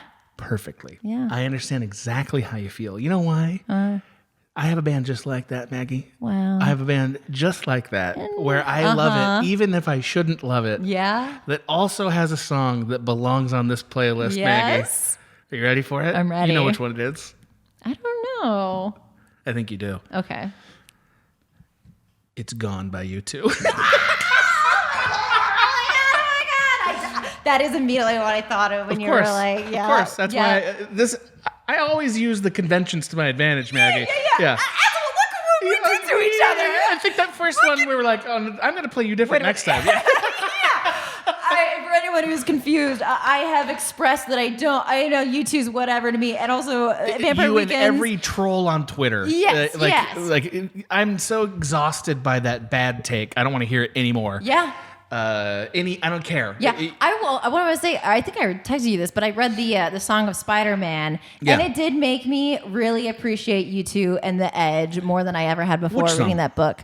Huh? Oh, the book. The book, yes. Just about the way they work together and all the details. Like, a lot of the times they're fucking like absolutely great. But for the most, like when they describe like them working together and like how they are as people, I was like, all right, they seem dope. I'm gonna save my U2 rant for the day is coming. Yes. I'm not gonna do it here. Great. I'm not gonna do it here because it's a waste of time. Now, I do want you to have a few facts though about this. Wonderful. Gone was, I think it was a single, it might not have been, on Pop, which is almost everyone would agree is one of their worst records. Now, I think it's good compared to everything released after 2001. Everything after 2001 I think is not good. Yeah. They won a Grammy for a record released after 2001, and they should not have. Pop is a disappointing record for U2 fans because they made a techno record. Pop is a techno record that has a couple of songs on it, and the songs that weren't techno were the ones they released as singles because they chickened out. But they basically made a disco like club record as U2. They did this. The first song's called Discotheque, and it's not a U2 song. Wow. And like they look old in it. Like the first time they started to look old. Yeah. And they went way too far. Like Octane Baby was a pivot. We're not going to be U2 anymore. Yeah. Pop is we're going to go as far as we can go that way. And everyone's like, please stop. Please check yourself. stop. Yes. It also has Staring at the Sun, if you remember that song. That's from Pop. It also has Please, which is about the Irish bombing, like the bombings in Ireland, which stopped around the time that record came out. Wow. Yeah, they were part of that. A lot of their music is inspired by that, too. Yeah. Gone. Gone is... If I had to put a song to my life story, it would be this song. This song describes who I am, how I feel, what I think. It describes my life. If you read the lyrics, you'll understand what that means. I don't think it's my favorite song by them, but what I like about it is exactly the thing you pointed out. There's Bono and there's The Edge, and they're working together and at odds in this song. Like there are times they come together and it's very like it feels like they're soaring. And then there's times where it feels like The Edge sort of disappears, and it's just Bono like sort of regretting it, like he's gone. Yeah. They also chickened out about this song. They released a more acoustic, sort of chilled out version of it. This is the only good version of the song, in my opinion, because they believed in it when they recorded it. Yeah. They stopped believing in it after. They shouldn't. This is a great song. It's about them. It's about them not being willing to stop being who they are. They will not stop being who they are, but they know they're going to lose things because of it. Ooh, they know the chorus is I'm not coming down. I am not coming down. Yeah. Because they know people don't want to hear this. Yeah. They know what they're making. People don't want to hear it, and they refuse. I'm not coming down. I love it. Can I say when I heard the lyric, I'm not coming down, I was like, that's Adam. Yeah, it's just very me. Yeah, I have more than once envisioned a slideshow of my life to this song. Wow. I have imagined playing it at my wedding. Like Wow. this is my life. Watching all the things that happen in my life to this song. I don't, again, it's not the coolest song in the world, but I don't need to pick the coolest song in the world. Yeah. I need to pick the one that's who I am. Yeah. This one's who I am. And there's been a lot of sad things in my life. There's been some great things in my life, but I don't regret it. And I don't regret the thing that encapsulates it, whether you like U2 or not. So the song goes on. The song goes on. Song goes on. Yeah. That's it. We That's pumped it. up. That's the pump up playlist. We're only at the 2 hour mark, basically. we're turning into Dave. Like, That's great. I love Dave. I do too. He's so beautiful. He's great. Yeah. Yeah. We showed a lot.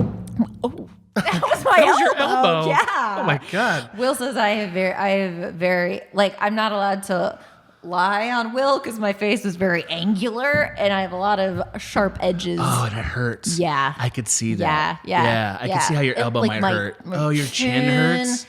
Oh, that's a bummer. I mean, like I can't, it's very he'll like, let you. Right, but right. like sometimes I'd be like,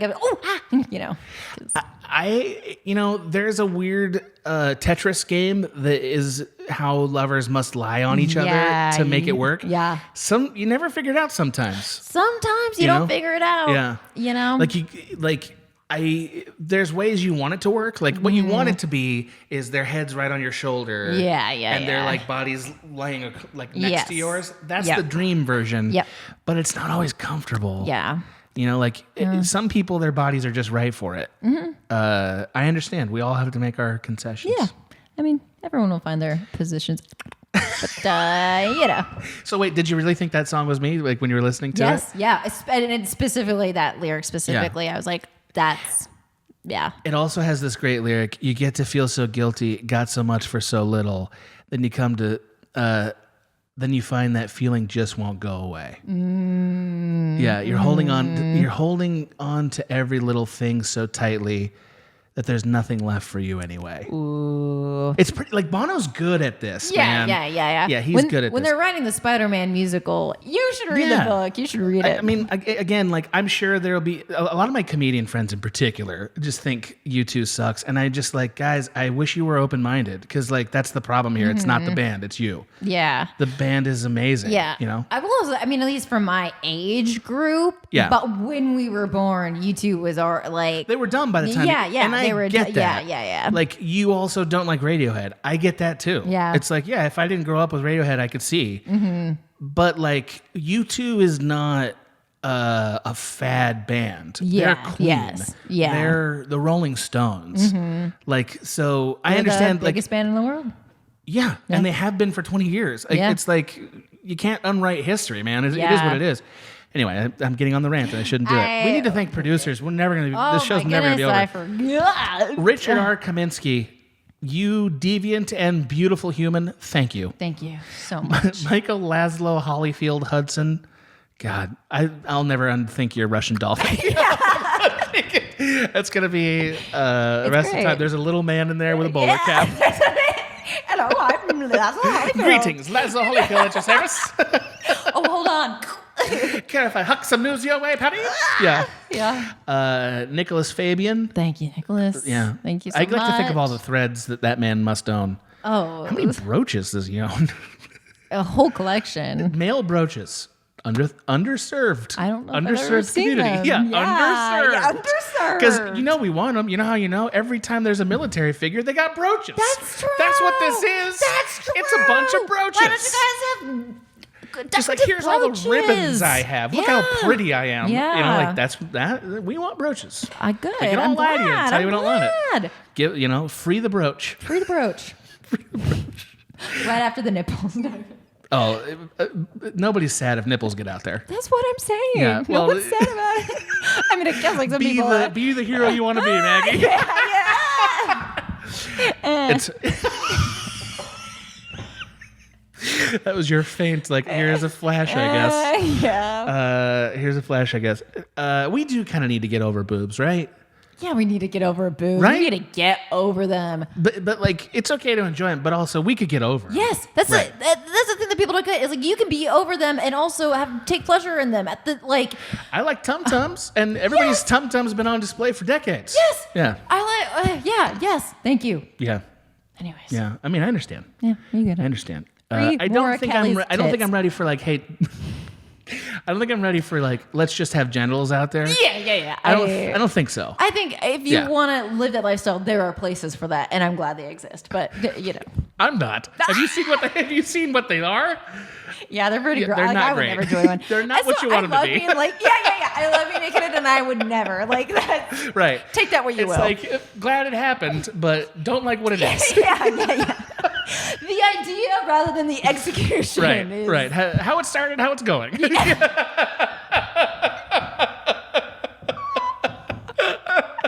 That's really funny. We're monsters. Yeah. Adam Duncan, you're beautiful. You're beautiful. Patrick Thank you. Tillett, also beautiful. Thank you, Patrick. Jessica M, hero. Hero. Yeah.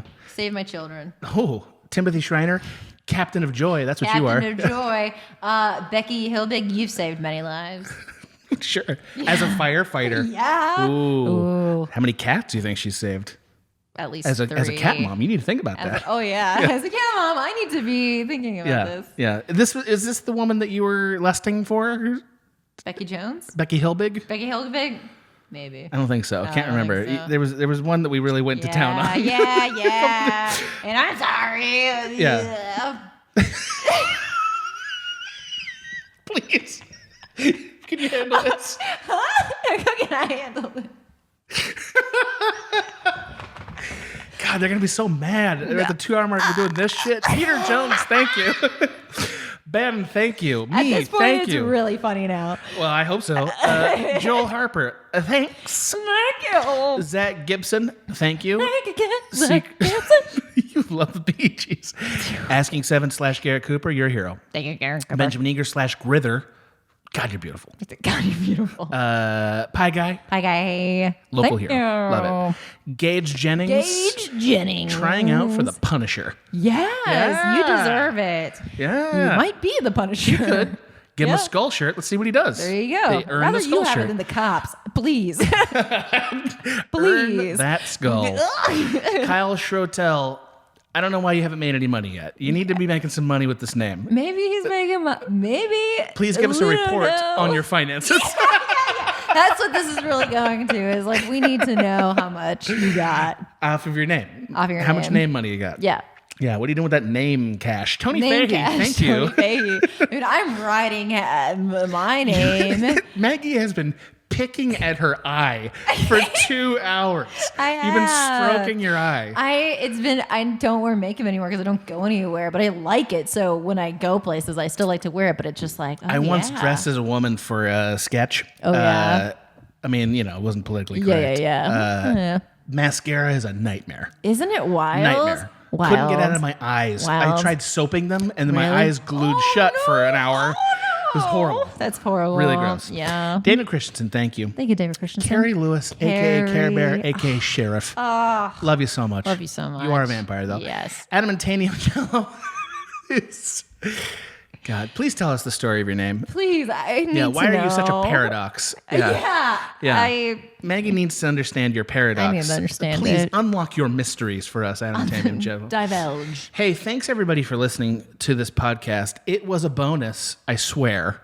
Even if it came out publicly at one point, Whoops. other people got to listen to it first. Sooner, first, Because- bigger, better, louder. because they're gorgeous. Yeah, we're getting loopy now. If you're getting loopy. Look at you.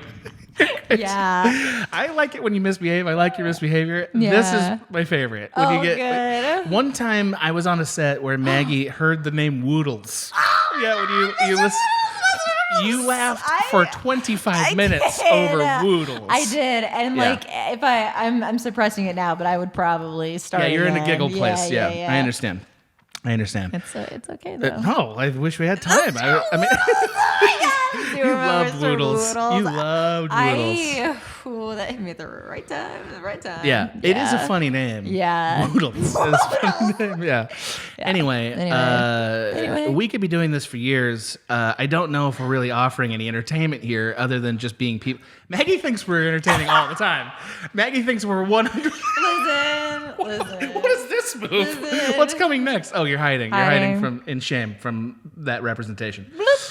Hey, thank you so much. If you'd like to be gorgeous, and by which I mean hear this at the right time, by which I mean when it came out as a bonus episode. Yeah. Hey, there's only $10 separating you from beauty. What? Would you like to be that human being? Give us $10. You can join the I'll Show You Mine If You Show Me Yours producer tier, which includes the following benefits. I call you beautiful all the time, brush your hair, let you know, right?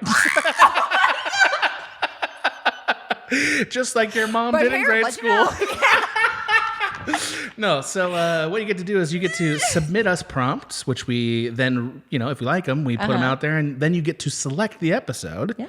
You also get to send emails that at least I read. At least I do. Yeah. At least I read. Yeah. Also, you get to have your beautiful name read. And like I said, hairbrushing, not entirely excluded. Not entirely excluded. Yeah. Listen, not off the table. So... You also get to tweet Maggie. Maybe she'll like it. Who knows? I like pretty much every tweet. You're pretty nice about tweet. You're pretty nice with your likes. Throw me a tweet. Pretty nice. I'll pretty much say whatever. You're pretty generous. Yeah. I don't. I'm like, I better like this.